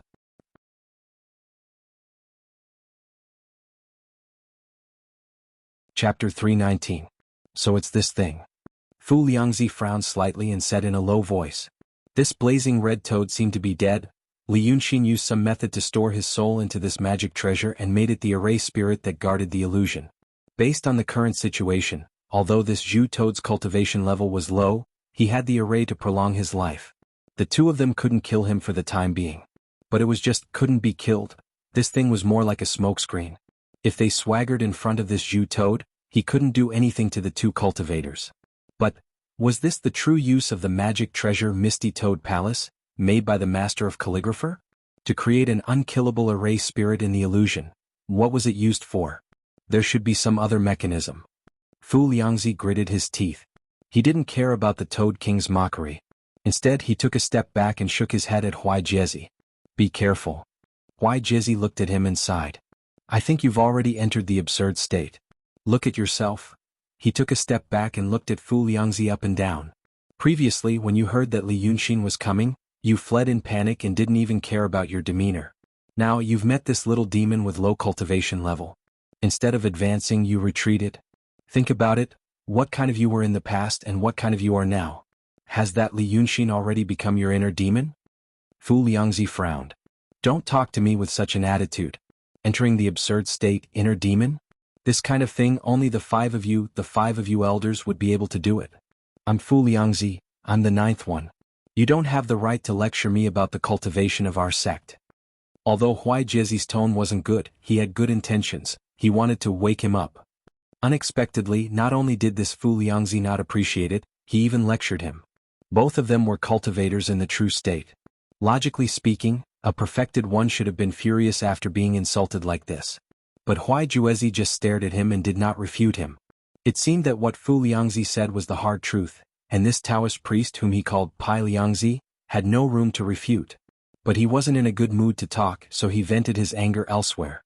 He looked to his left and right, and his old hatred for being kicked off the Rui by Fu Liangliang finally welled up in his heart.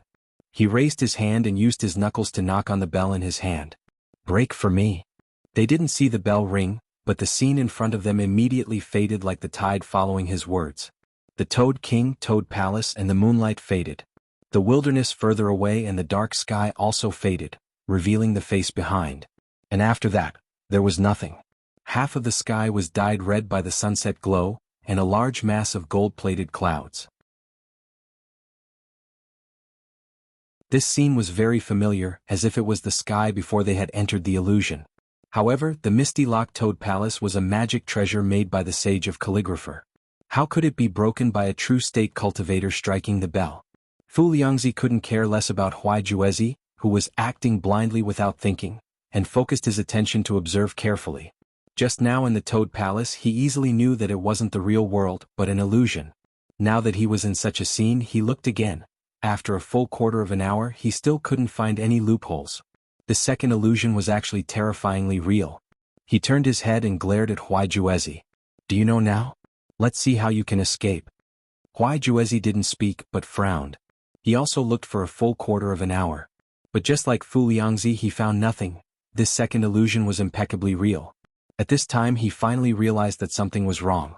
Just like what Fu Liangzi had said, he didn't dare to act blindly without thinking. At this moment, Li Yunxin and Kuan Wuzi were in the clouds and mist. He waved his hand and recalled the puppet Yin Zi beside him. He frowned and looked at the flickering divine soul opposite him. I don't know how long I can trap them, but you better make a long story short. What happened? Why did you come here? If not for me, who else are you looking for? Kun Wuzi had just received a breath of spiritual energy from Li Yunxin. At this moment his expression relaxed a little. He looked down at his feet. Chengdu could be seen from here. Such a city was like a child's toy, placed crookedly in a small basin among the mountains. Then this former leader of the heavenly grotto said, "Haven't you already set up here for several days? Why can't you trap them? If you let them escape today, Fu Liangzi is right, it will be a big disaster for you." "What the hell did I set up?" Li Yunxin frowned. "I just wanted to do something here and you lured these two things here. Where did I get the time to set up a trap? I was just scaring them." "Look at you, were you ambushed on the way back to Cloud Mountain?" Kun Wuzi was stunned.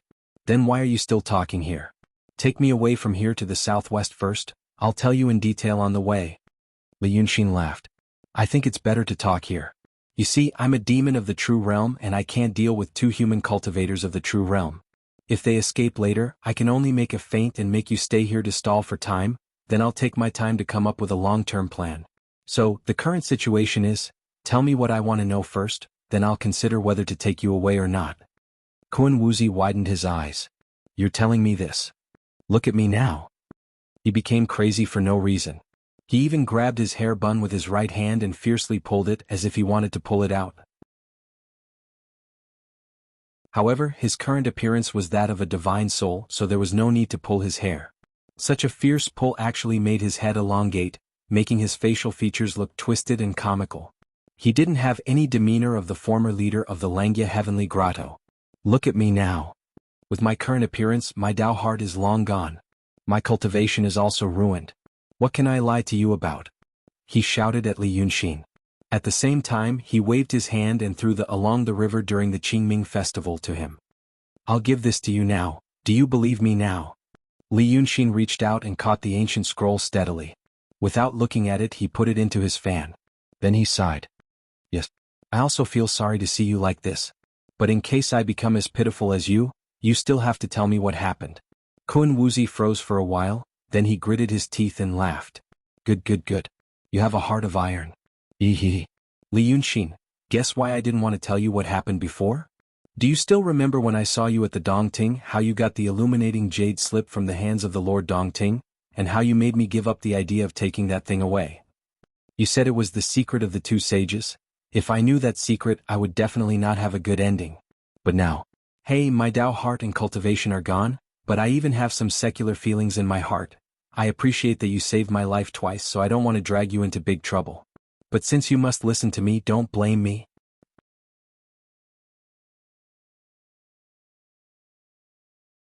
Chapter 320. Li Yunxin is slightly stunned because of his words. He doesn't expect that Kun Wuzi will fall into such a situation. He also doesn't expect that Kun Wuzi will thank him for saving him twice. However, at this moment, Kun Wuzi's soul has come close to his ear. This Taoist who used to be in the Tao Insight realm is holding back a crazy energy at this moment. He doesn't care that Li Yunxin may wave his hand and break him up by instinct. He doesn't breathe. He only has a shadow-like body. The cold aura of this body sent chills down Li Yunxin's hair. Then he said in an equally cold voice, "I'll tell you now. Not only have I returned to the Yunshan orthodoxy, I've also met the sage." As he says, he slowly hovers around Li Yunxin. He looks at Li Yunxin with one eye and looks around with the other eye. It seems that he is afraid that someone will suddenly rush out. His funny and weird look reminds Li Yunxin of Yunzi. When he first met Kun Wuzi, Yunzi was already a remnant soul. It was the peak state where he was about to lose his mind. Now Kun Wuzi also ends up like this. It can be seen that what he is about to say has shocked and frightened him so much that he can't keep his mind clear when he mentions this matter. "I also told the sage what happened in Dongting." Kun Wuzi's eyes widen. "But do you know?" He suddenly stops, grins and roars, "Daotong only exists in name now." Li Yunxin frowns. "What do you mean?" As he says this, he raises his hand and writes several magic figures in the void, protecting the two of them firmly. According to his experience, Kun Wuzi is long-winded and hesitant. Maybe when he is about to tell the truth, he will suddenly be interrupted, killed, or taken away by someone. He used to hate this kind of situation. How can he not be on guard at this moment? Fortunately, what he worries about doesn't happen. When he asks that question, Kun Wuzi doesn't even hesitate. He stares at his eyes and says a few words. "The saint is dead." Li Yunxin was stunned. "Dead? What kind of death?" At this moment, Kun Wuzi didn't care about his question. He seemed to have sunk into a state of madness and was unable to extricate himself. He danced with joy and shouted, "Now the world is really filled with jackals and wolves, and rotten wood is the official. Dao. Dao. What did Dao Tong look like after tens of thousands of years? The sage is dead and the righteous path in this world no longer exists." Then he squinted at Li Yunxin. "What kind of death? A saint hasn't ascended for 2,000 years. What kind of death could there be? You mean?" Li Yunxin's heart was beating wildly. He deliberated over his words, afraid that Kun Wuzi would misunderstand and give him the wrong information. "You're saying that the two sages haven't ascended for a long time, so their corporeal bodies have reached the end of their lifespan. Their corporeal bodies have collapsed and died, and their divine souls no longer exist?" Kun Wuzi sneered. "Otherwise, why would I end up like this? Today Dao Tong has long been occupied by a group of people. It's funny that I was one of them in the past. When I went back to Dao Tong to talk about the Freemasonry, do you know what the holy masters of the other caves said? They said that this matter involves a lot of people. Once they investigate it, it will be a disaster that hasn't happened in Dao Tong for thousands of years. They must not act recklessly. Those idiots are rotten to the core." Li Yunxin frowned. "But just now you said that you met the saint of calligraphy. Why did you say that he is dead? Don't tell me you've never seen them in the past few hundred years? The two sages are asking people to find the Jade Scroll of Enlightenment. If the two sages are dead, how can they ask people to find the Jade Scroll? Before Lu Ling went down the mountain, he also said that he met the two sages and obtained many magic treasures. Could it be that he didn't die at that time?" The more he said, the more he felt that this Kun Wuzi was crazy. His words could no longer be trusted. Now that he threw out so many questions, Kun Wuzi just looked at him and sneered. "You can think about these things slowly. I only want to ask you, what are your plans now? You are a demon. You know that the saints are dead. How can Dao Tong sit back and watch you spread this news?" Li Yunxin turned around and looked at the clouds. This was indeed a big news. He had to prove it or disprove it. However, he couldn't just listen to Kun Wuzi's side of the story. What a joke. The death of two supreme martial artists in the world. He wouldn't believe it just because of the words of a half-mad divine soul. It would be best if he could capture Fu Liangzi and the person beside him. Perhaps the two sane people would be able to give him more accurate information. He thought for a while and looked at Kun Wuzi again. "Okay, I will save you. Then tell me where you were going and who you were going to find." Kun Wuzi immediately pointed to the southeast. "Send me to the capital of Yu Country, to the Sword Palace of Yu Country. I want to find the palace master of the Sword Palace." Li Yunxin heaved a sigh of relief in his heart. Good. This was really a good thing. Previously, he wanted to know why the people of Dao Tong didn't care about what Yang Jianzi had done in Yu Country. Now they sent Kun Wuzi, who seemed to have a deep relationship with the palace master. He smiled. "You want to see Yang Jianzi?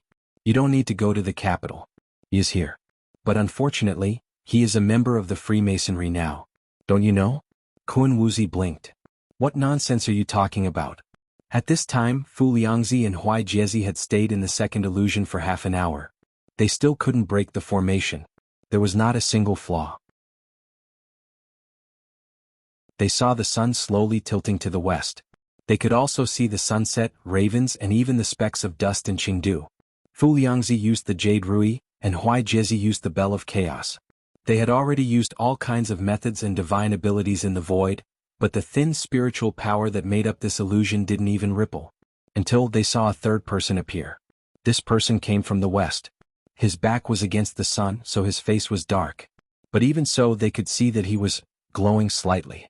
It was as if this person was made of gold, and his skin shone with a metallic luster. The newcomer stopped about 100 steps away from the two cultivators and looked at them first. Fu Liangzi and Huai Jiezi also looked at him, with great vigilance.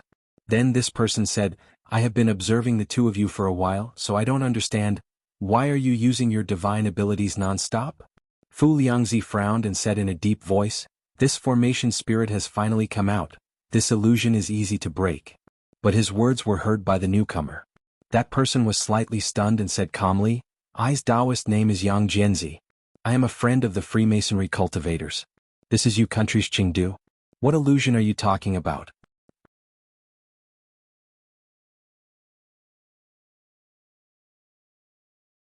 Chapter 321.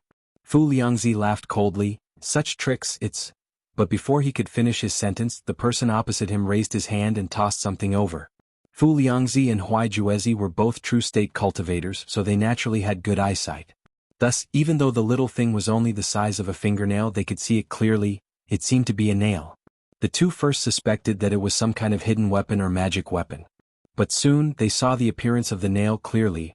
The vigilance and doubt on their faces disappeared, and they immediately raised their hands to catch the nail firmly. Looking at Yang Jianzi, he asked, "Where did you get this thing?" "There's an emissary from your association at the Red Ridge." Yang Jianzi said calmly, "That emissary said that the two of you would know that it's one of us when you see this nail." Now it seems that he wasn't lying. But what's the mystery behind this nail? Which emissary? What's his name? Fu Liangzi was still frowning and asked again. "The emissary calls himself Xiao Yaozi." Yang Jianzi said this and realized that the two cultivators opposite him were slightly stunned at first, and then looked at each other. Then Fu Liangzi took a deep breath and smiled. "So it's that person. Oh, we're indeed familiar with each other. As for the mystery behind this nail." He lowered his head and looked at the nail carefully. Huai Juezi was also looking at it. Because of this small thing, the two seemed to have fallen into a brief memory. It was as if they were lamenting a certain period of time in the past, and also as if they were regretting something. But in the end, they quickly broke away from that state of absent-mindedness, and threw the nail back to Yang Jianzi. "Have you seen any other nails in this world that have patterns?" "This one there is. The mystery lies in this pattern. As for you?" A quarter of an hour ago, Fu Liangzi was extremely anxious, and felt that he had fallen into an unbreakable, perfect illusion set up by Li Yunxin. But now, after being exposed by Yang Jianzi, he realized that the two of them had become a big joke. How could there be a formation that could kill a perfected one? That was just another one of that crafty Li Yunxin's diversionary tactics. Previously, he was plotted against because he didn't care about Li Yunxin. This time he was plotted against because he cared too much about Li Yunxin. Moreover, he was plotted against in such a low-level and ridiculous way. His heart was already filled with raging hatred and humiliation. But how could he show those emotions on his face? Especially in the face of such a self-proclaimed friend of the Freemasons. He knew what a friend of the Masons was. Thus, he gritted his teeth slightly to suppress the turbid air that was welling up in his throat. He continued, "As for you, what is your current identity? What's his cultivation?" As he said this, he unconsciously raised his face and narrowed his eyes. If Li Yunxin saw this expression, he would know that this meant that Yang Jianzi was placing himself on a higher level, like a senior asking a junior something. However, Yang Jianzi did not seem to care about this. He calmly bowed and answered, "I is now a perfected one who has attained the Tao, the former master of the Sword Palace of Yu country. Master Xiao Yaozi has been inspecting I for more than 5 years. Now he said that as long as I accomplish something big and pass the inspection, I can become a guest of the Freemasons." Fu Liangzi smiled. "Guest. So you do have some skills. Although the status of a guest of the Freemasons can't be compared to us, the disciples of the elders, it's still, well, not bad." Then he narrowed his eyes and looked at Yang Jianzi again. "So what big thing do you want to accomplish?" Yang Jianzi smiled. This was the first time Fu Liangzi saw this person smile. But when this smile appeared on his metallic face, it made him seem even colder. "It's to capture Li Yunxin," he said.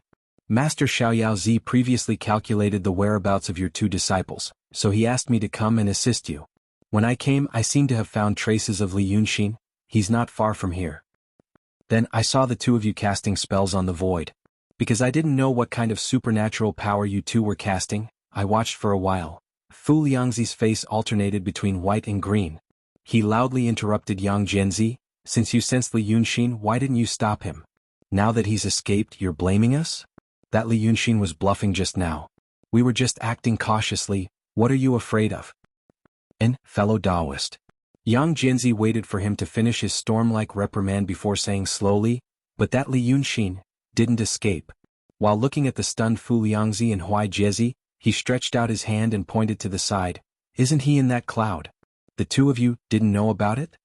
Fu Liangzi blankly turned his head to look. When Li Yunxin appeared previously, the few of them were confronting each other in the cloud. But the clouds in the sky could also move.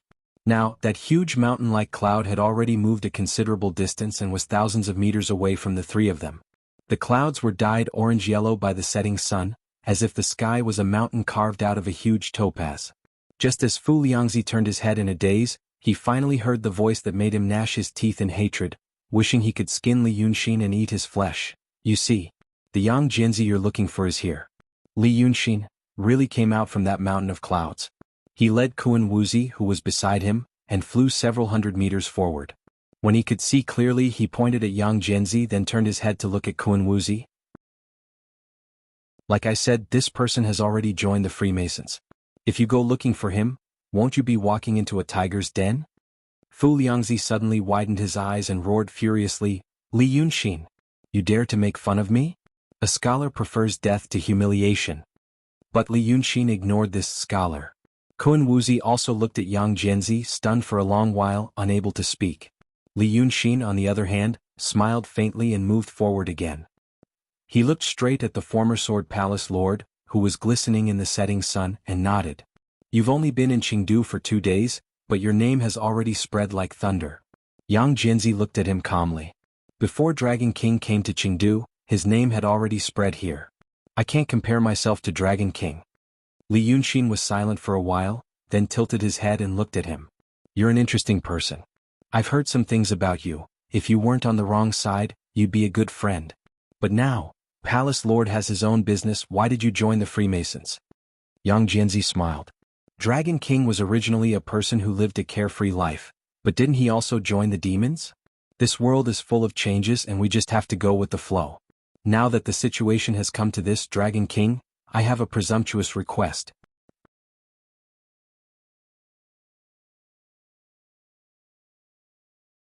Chapter 322. Li Yunxin thought for a while. Speak. Please leave for today, Dragon King. Yang Jianzi stopped smiling and looked at Li Yunxin seriously. These two beside me are outstanding disciples of the Freemasonry.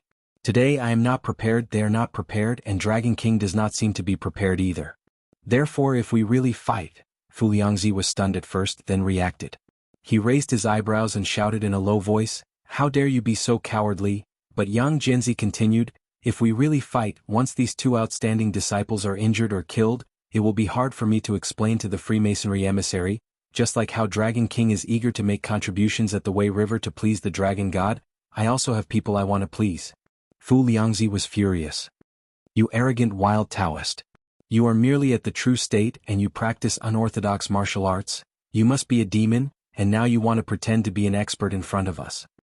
He was first deceived and humiliated by Li Yunxin, and he was already suppressing his anger.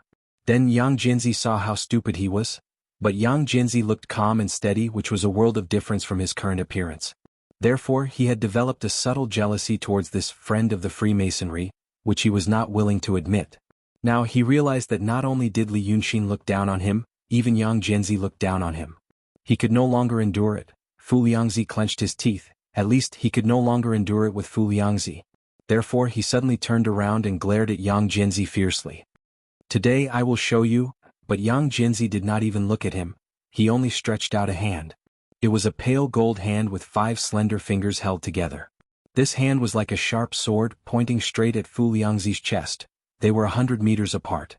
Then before Fu Liangzi could say, You dare to attack me, a cloud of fog suddenly exploded in front of Yang Jianzi. It was as if someone had cracked a whip. A crisp pa sound rang out, echoing far away in the empty sky. And all this happened in a breath's time.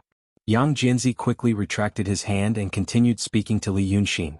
Then Dragon King should know that I am not afraid of fighting. It is just that an opponent like Dragon King is hard to find. This is like an old man seeing a rare delicacy. He would not be willing to swallow it, but he must savor it and find the beauty within. That's why I hope to have a fair fight with the Dragon King, that's the real joy of life, said Gu Shenwei. But Li Yunxin did not answer him immediately. Li Yunxin turned to look at Liangzi. Just 2 breaths ago, this fortune quantum master was still fuming with rage. He looked like he was about to brandish the jade rui in his hand and rush over to teach Yang Jianzi, this foreign chamberlain, who did not know the rules, a lesson. Yang Liangzi long but he Ling Li and Liangzi and as if he. Because his magic treasure was broken. From the middle, it was cut into 2 pieces in his hand. The cut was as smooth as a mirror and could reflect a person's face. Even the strictest noblewoman would not be able to find the slightest irregularity. But this was a magic treasure. How could a magic treasure be fragile and easily broken? Moreover, this magic treasure seemed to have been sliced apart by Yang Jianzi just now. He had used his palm and the power of his body to unleash an incomparably swift and fierce palm wind, or to be more accurate, sword qi, which had sliced apart the Rui scepter. However, it had not harmed Fu Liangzi at all. This was a terrifying declaration of power. This declaration made Li Liangzi shut his mouth and stared at Yang Jianzi with wide eyes. He knew how unbelievable it was that the magic treasure, could be cut in half with a casual wave of a hand. But he also knew that Yang Jianzi said he was a perfected person. How could a perfected person have such ability? After being stunned for a while, he gritted his teeth. You dare destroy my magic treasure. But everyone could hear the fear in his voice and words. Li Yunxin withdrew his gaze from the magic treasure. He looked at Yang Jianzi and restrained the expression on his face. Good. I know, you are not a coward. Yang Jianzi smiled. Then thank you, Dragon King. Then he looked at Li Liangzi. He looked at him silently for a while until Li Liangzi slowly calmed down and raised his eyebrows vigilantly. Then he said, Fellow Taoist, whether I am a demon or a human cultivator, you can say whatever you like. Fellow Taoist, you can also think about whether I's cultivation is high or low. But there is one thing. He paused as if he deliberately emphasized his tone, and indeed used an even deeper and more powerful voice to say, the method that I practice is definitely not a heretical one. It is a profound orthodox method passed down by the Deva. Fellow Taoist, don't be wrong about this. Li Liangzi stared at him gloomily. After a while, he looked at Li Yunxin. He seemed to be weighing the possibility of Li Yunxin taking advantage of the situation if he rushed over and fought with Yang Jianzi. In the end, he didn't say anything, nor did he do anything. Instead, the hatred on his face disappeared and he sneered. Good. Today you are very impressive and imposing. He pointed at Yang Jianzi. Watch how I will reason with Xiao Yaozi when I meet him. Yang Jianzi smiled. At that time, fellow Taoist can speak the truth. Li Liangzi nodded. Good. Remember, let's go. He rolled up his sleeves and was about to leave this place with Huai Juzi, who had been silent all this time. But then Kun Wuzi's soul next to Li Yunxin shouted in a low voice, Li Yunxin, keep them here. Seeing that Li Liangzi was about to leave, Kun Wuzi suddenly rushed out from behind Li Yunxin, and turned into a flickering human figure. He pointed at Fu Liangzi and Huai Juzi and shouted, Why are you talking about a gentleman's promise with them? These despicable people, they promised you and now they're here to harm you. He walked forward a little and stared at Yang Jianzi, gritting his teeth. He squeezed out words from his throat. The world is going to be in chaos and the saint is dead. The world is going to die in the hands of the Freemasons. Do you know that? But Yang Jianzi looked at him emotionlessly and didn't say anything. He originally looked like he was made of metal, but now he looked more like a statue. He didn't seem to care about Kun Wuzi's words, and didn't even know what he was saying or doing. Kun Wuzi seemed to be even more anxious, and opened his mouth as if he was about to shout. But at this time, Li Yunxin waved his hand, and a golden light pulled him back into the clouds. However, he was still a little too late. Kun Wuzi still managed to blurt out a sentence. You don't remember the Sword Saint's past. The expressions of Yang Jianzi, Fu Liangzi, and Huai Juzi changed at the same time because of these words.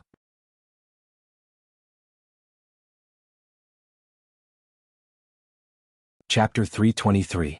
Fu Liangfang first looked at Kun Wuzi, then turned to stare at Yang Jianzi. What did he say? Ever since Yang Jianzi appeared in front of everyone, he had always been calm and steady. That was until Kun Wuzi said this. Yang Jianzi was stunned for a moment, then, his face and the other parts of his body that were not covered by his robe suddenly turned bright red. It was as if metal had been heated up in an instant, and the source of the heat came from his body. His clothes also began to emit green smoke, then turned black in an instant, and turned into powder in the strong wind. Sword Saint! He roared. Red light and sparks floated out of his mouth, as if there was a smelting factory hidden in his body, and at this moment, it was rumbling and pouring out heat. You dare to mention him in front of me? After listening to his angry words, Fu Liangzi's expression suddenly became disappointed. It seemed that after listening to Kun Wuzi's words, he felt that Yang Jianzi might be related to the Kenzo, so he felt that he could make some trouble or see through his trick. But at this moment, looking at Yang Jianzi's expression, he realized that things did not seem to be as he thought. It was more old-fashioned. It was probably some drama about how Daotong and Kenzo had betrayed him. This kind of thing happened all the time in the world. At least for now, he was not in the mood to listen to Yang Jianzi's grievances. Maybe in the future. But Yang Jianzi's anger did not subside. Originally, his clothes had been burned, and his body was naked. However, there was a layer of golden light protecting his body, and no indecent parts were exposed. But then Yang Jianzi took a step forward in the void. He seemed to be filled with anger. Then he stepped out of the golden light, which faded away like wisps of smoke, and his torso was visible. His body, like his face, was the color of metal. But the skin on his neck was smooth while his body was not like this. His body seemed to have gone through terrible torture, and was covered with crisscrossing scars. Those scars were thick or thin, long or short, like the bark of an old tree. But the most eye-catching thing was the terrible scar in the middle of his body. Even though it had already healed, it was still a knuckle deep. This huge scar was 3 fingers wide and extended from between his collarbones to the bottom of his lower abdomen. How terrible it must have been when this scar had not yet healed. See these? Yang Jianzi glared angrily at Li Yunxin and Kun Wuzi. 1,000 years ago, he left these things on me, and even crippled half of my cultivation. Then, I cultivated bitterly with this broken body and finally returned to the true state. But do you know what my Tao heart is now in this true realm? My Tao heart is to see that sword saint again. Yang Jianzi gnashed his teeth. If I see him again. He looked so angry that he couldn't say anything else. Fu Liangzi sneered. Kun Wuzi stood blankly beside Li Yunxin and didn't know what to say. Li Yunxin finally drew several talismans around his body and sealed the soul of this profound state cultivator so that he wouldn't talk nonsense again. Then he turned to look at Kun Wuzi and sighed. I don't think this is a Tao heart, friend. It's a delusion, obsession, and inner demon. You and I are both demons now, but we were once humans. You should know the difference between a Tao heart, obsession, and inner demon. Li Yunxin spread his hands. You are indeed a complete demon now. You think you have a Tao heart, but in fact it's long gone. People with a Tao heart won't be like us. The few people here don't have a true Tao heart. Li Yunxin pointed at Fu Liangzi and Huai Juezi. These two say that they are dual cultivators.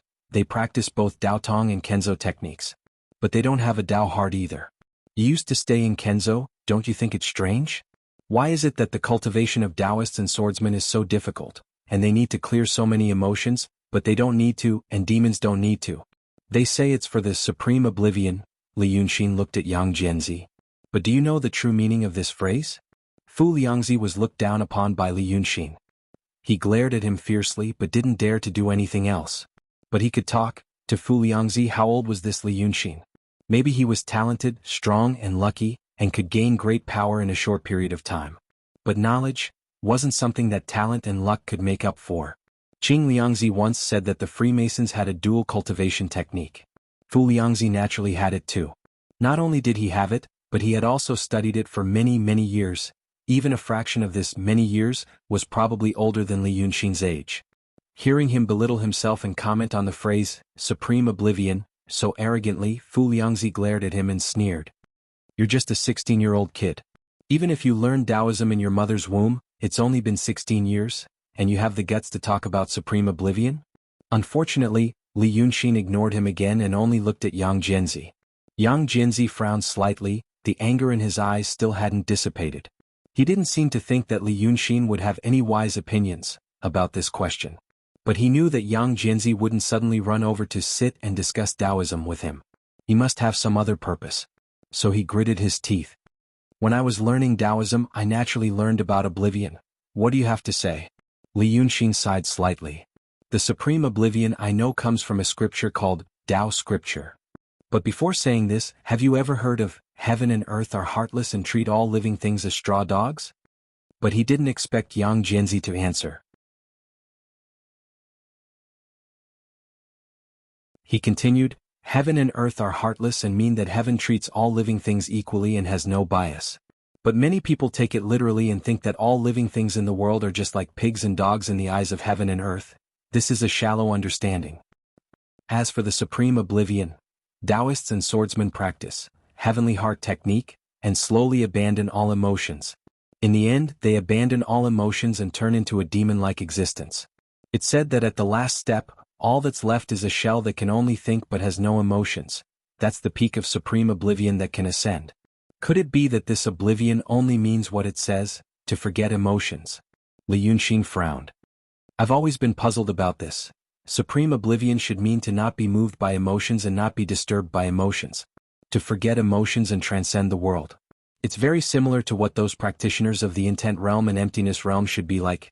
There are still human emotions in the heart, but they're trying hard to suppress them, telling themselves not to care and not to be moved. But when the realm is higher, it actually means to really forget emotions.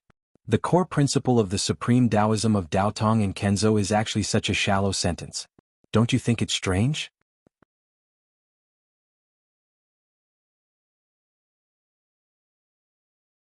Chapter 324.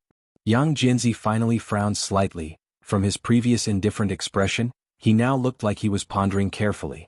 Fu Liangzi also moved his lips as if he really wanted to say something. But then he realized that what Li Yunxin had said just now, although it didn't seem like anything shocking to him, it could be considered a unique view. If he continued to mock Yang Jinzi now, he would feel that he was at a disadvantage. So he didn't say anything. Only Huai Juezi, who was always silent, laughed coldly and muttered something like, "How dare you say such things?" Then Yang Jinzi took a deep breath. "We were talking about the Sword Saint earlier, why are you saying this to me now? Is to ask you to calm down first." Li Yunxin said seriously, "Then we can talk about the possibility of handing over the two people behind you to me."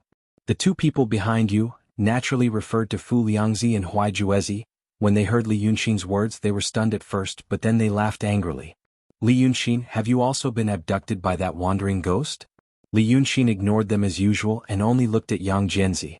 "You want to join the Freemasonry. But I don't know if you are sincere or if you have other motives." "Of course I am sincere," Yang Jinzi said in a deep voice. "That's not important. What's important is that when you go there you will have your own goals. Whether it's to spy on some information or to borrow power to take revenge on Daotong, you have to first grab some resources and power, then you can use them. But just now you saw their attitudes." Li Yunxin pointed at Fu Liangzi. "This person was defeated by me, he has great ambition but little talent. He hid in Daotong's Langya cave for many years, and the only thing he did was to use a formation to sneak attack Kuan Wuzi. In the end he didn't succeed and was killed by the two of us, even losing his body.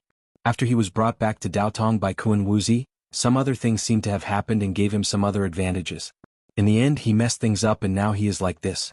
I hid behind you and gritted my teeth saying that I was talking nonsense, but I couldn't pounce forward and fight to the death, and I didn't have the confidence to completely trust you and ask the three of you to work together to kill me. It's pathetic that you ended up like this." Fu Liangzi roared, "Li Yunxin, you've gone too far." Li Yunxin smiled. "This is the kind of person who dared to talk back to you and flaunt his seniority in front of you. And who are you? You created a unique sword palace in the world. I don't care why you failed, but because of what you've done in the past, I have to praise you as an ambitious and ruthless person. Then you should be able to imagine what the situation would be like if you really joined the Freemasons. There are many people like him. They are the trusted aides and tentacles of the Freemasons' elders. If you want to be a foreign official, there will always be the word, foreign. You will be constantly doubted and suppressed, and you will be surrounded by trouble. You won't have time to care about other things. Are you willing to be like this?" As he listened to Li Yunxin's words, the redness on Yang Jinzi's body slowly receded, as if he was slowly regaining his composure. When Li Yunxin finished speaking, Yang Jinzi was silent for a while. Then, with a wave of his hand, a golden stream of light surrounded his body with a buzzing sound, quickly turning into a set of clothes. "Then in your opinion," Yang Jinzi sighed softly, "what should I do?" "Yang Jinzi, don't listen to his nonsense." Fu Liangzi shouted in shock and anger. "This person has always been crafty and goes back on his words. You think he is helping you and cooperating with you, but you don't know that in the end he is the one scheming against you. How can you take advantage of him?" But as soon as he said this, he realized that he had said something stupid. This Yang Jinzi used to be the palace master of the Sword Palace and was a person who thought highly of himself. Now that he had heard what Fu Liangzi said, how could he really retreat obediently? Instead Li Yunxin laughed out loud. "Look, this kind of idiot even saying stupid things. You say in my opinion? Ah. In my opinion there is no one else in this world. Why don't you and I work together to capture these two fellows and interrogate them in detail? For example, we can ask them about the secrets of the Freemasonry, taboos, rules, and even which leaders' likes and dislikes and which elders' favorite thing. If you know all these things, won't you be like a fish in water if you really join the Freemasonry in the future?" I can also ask some of the things I want to know, then both of us will benefit. It's a win-win situation. Yang Jianzi slowly tilted his head and glanced at Fu Liangzi. Then he smiled coldly. Oh, it sounds like a good idea. But the problem is, what happens after we ask them? Then we kill them, Li Yunxin said. You push the blame to me, it has nothing to do with you. At this time, Fu Liangzi stopped shouting. He looked at Yang Jianzi and then at Li Yunxin. He reached out to pull Huaijuzi and said in a low voice, let's go. But he pulled empty air. He immediately turned to look. At this time he heard Yang Jianzi say, you are only in the true realm. Do you have the confidence to capture 2 spiritual masters if you work with me and have the means to kill them? You have to know. Spiritual masters are said to be undying. Fu Liangzi turned and saw Huaijuzi. He had already fled 1 zhang away and activated the bell of chaos in his hand. This bell of chaos spun and quickly grew larger, covering Huaijuzi within. Fu Liangzi realized something and only had time to shout, you! The bell of chaos had already given a loud boom and exploded into 5 or 6 balls of white mist in the sky. It had fled far away. At this time, Li Yunxin narrowed his eyes and looked at the fleeing people, then at Fu Liangzi. He finally laughed. Look! Didn't one already escape and only one is left? Fu Liangzi looked left and right as if he was looking for a way out. But he quickly realized that the way was not easy to find. His talisman had already been destroyed by Yang Jianzi. And looking at how that person had destroyed his talisman, his cultivation level was definitely higher than his. And there was also the goddamn Li Yunxin. He could only grit his teeth and focus. Fellow Taoist Yang Jianzi, you have to think carefully before you act. Fellow Taoist Huaijuzi has already fled far away. What happened here? He can't leave, Li Yunxin said lazily. At the same time he glanced at Yang Jianzi. Am I right? The 2 people's gazes focused on this sword palace master. The latter was silent for a while and finally smiled. He can't leave. This is the Yu Nation. And I've operated outside of Rong City for 5 years. If I can't keep 1 spiritual master here, I might as well break my sword. After saying this, he turned to look at Li Yunxin. But an hour ago, I was still an enemy of the Dragon King. At this time, how could the Dragon King know that I can ally with the Dragon King? The Dragon King is too daring and does things too unexpectedly. That you're tuning in to the Han Li's Wuxia Chronicles YouTube channel. We're so grateful for your support and don't forget to subscribe to join us on this incredible journey through captivating stories. Your generosity through donations truly makes a world of difference, as it's the primary source of revenue that allows me to expand and enhance this channel for you.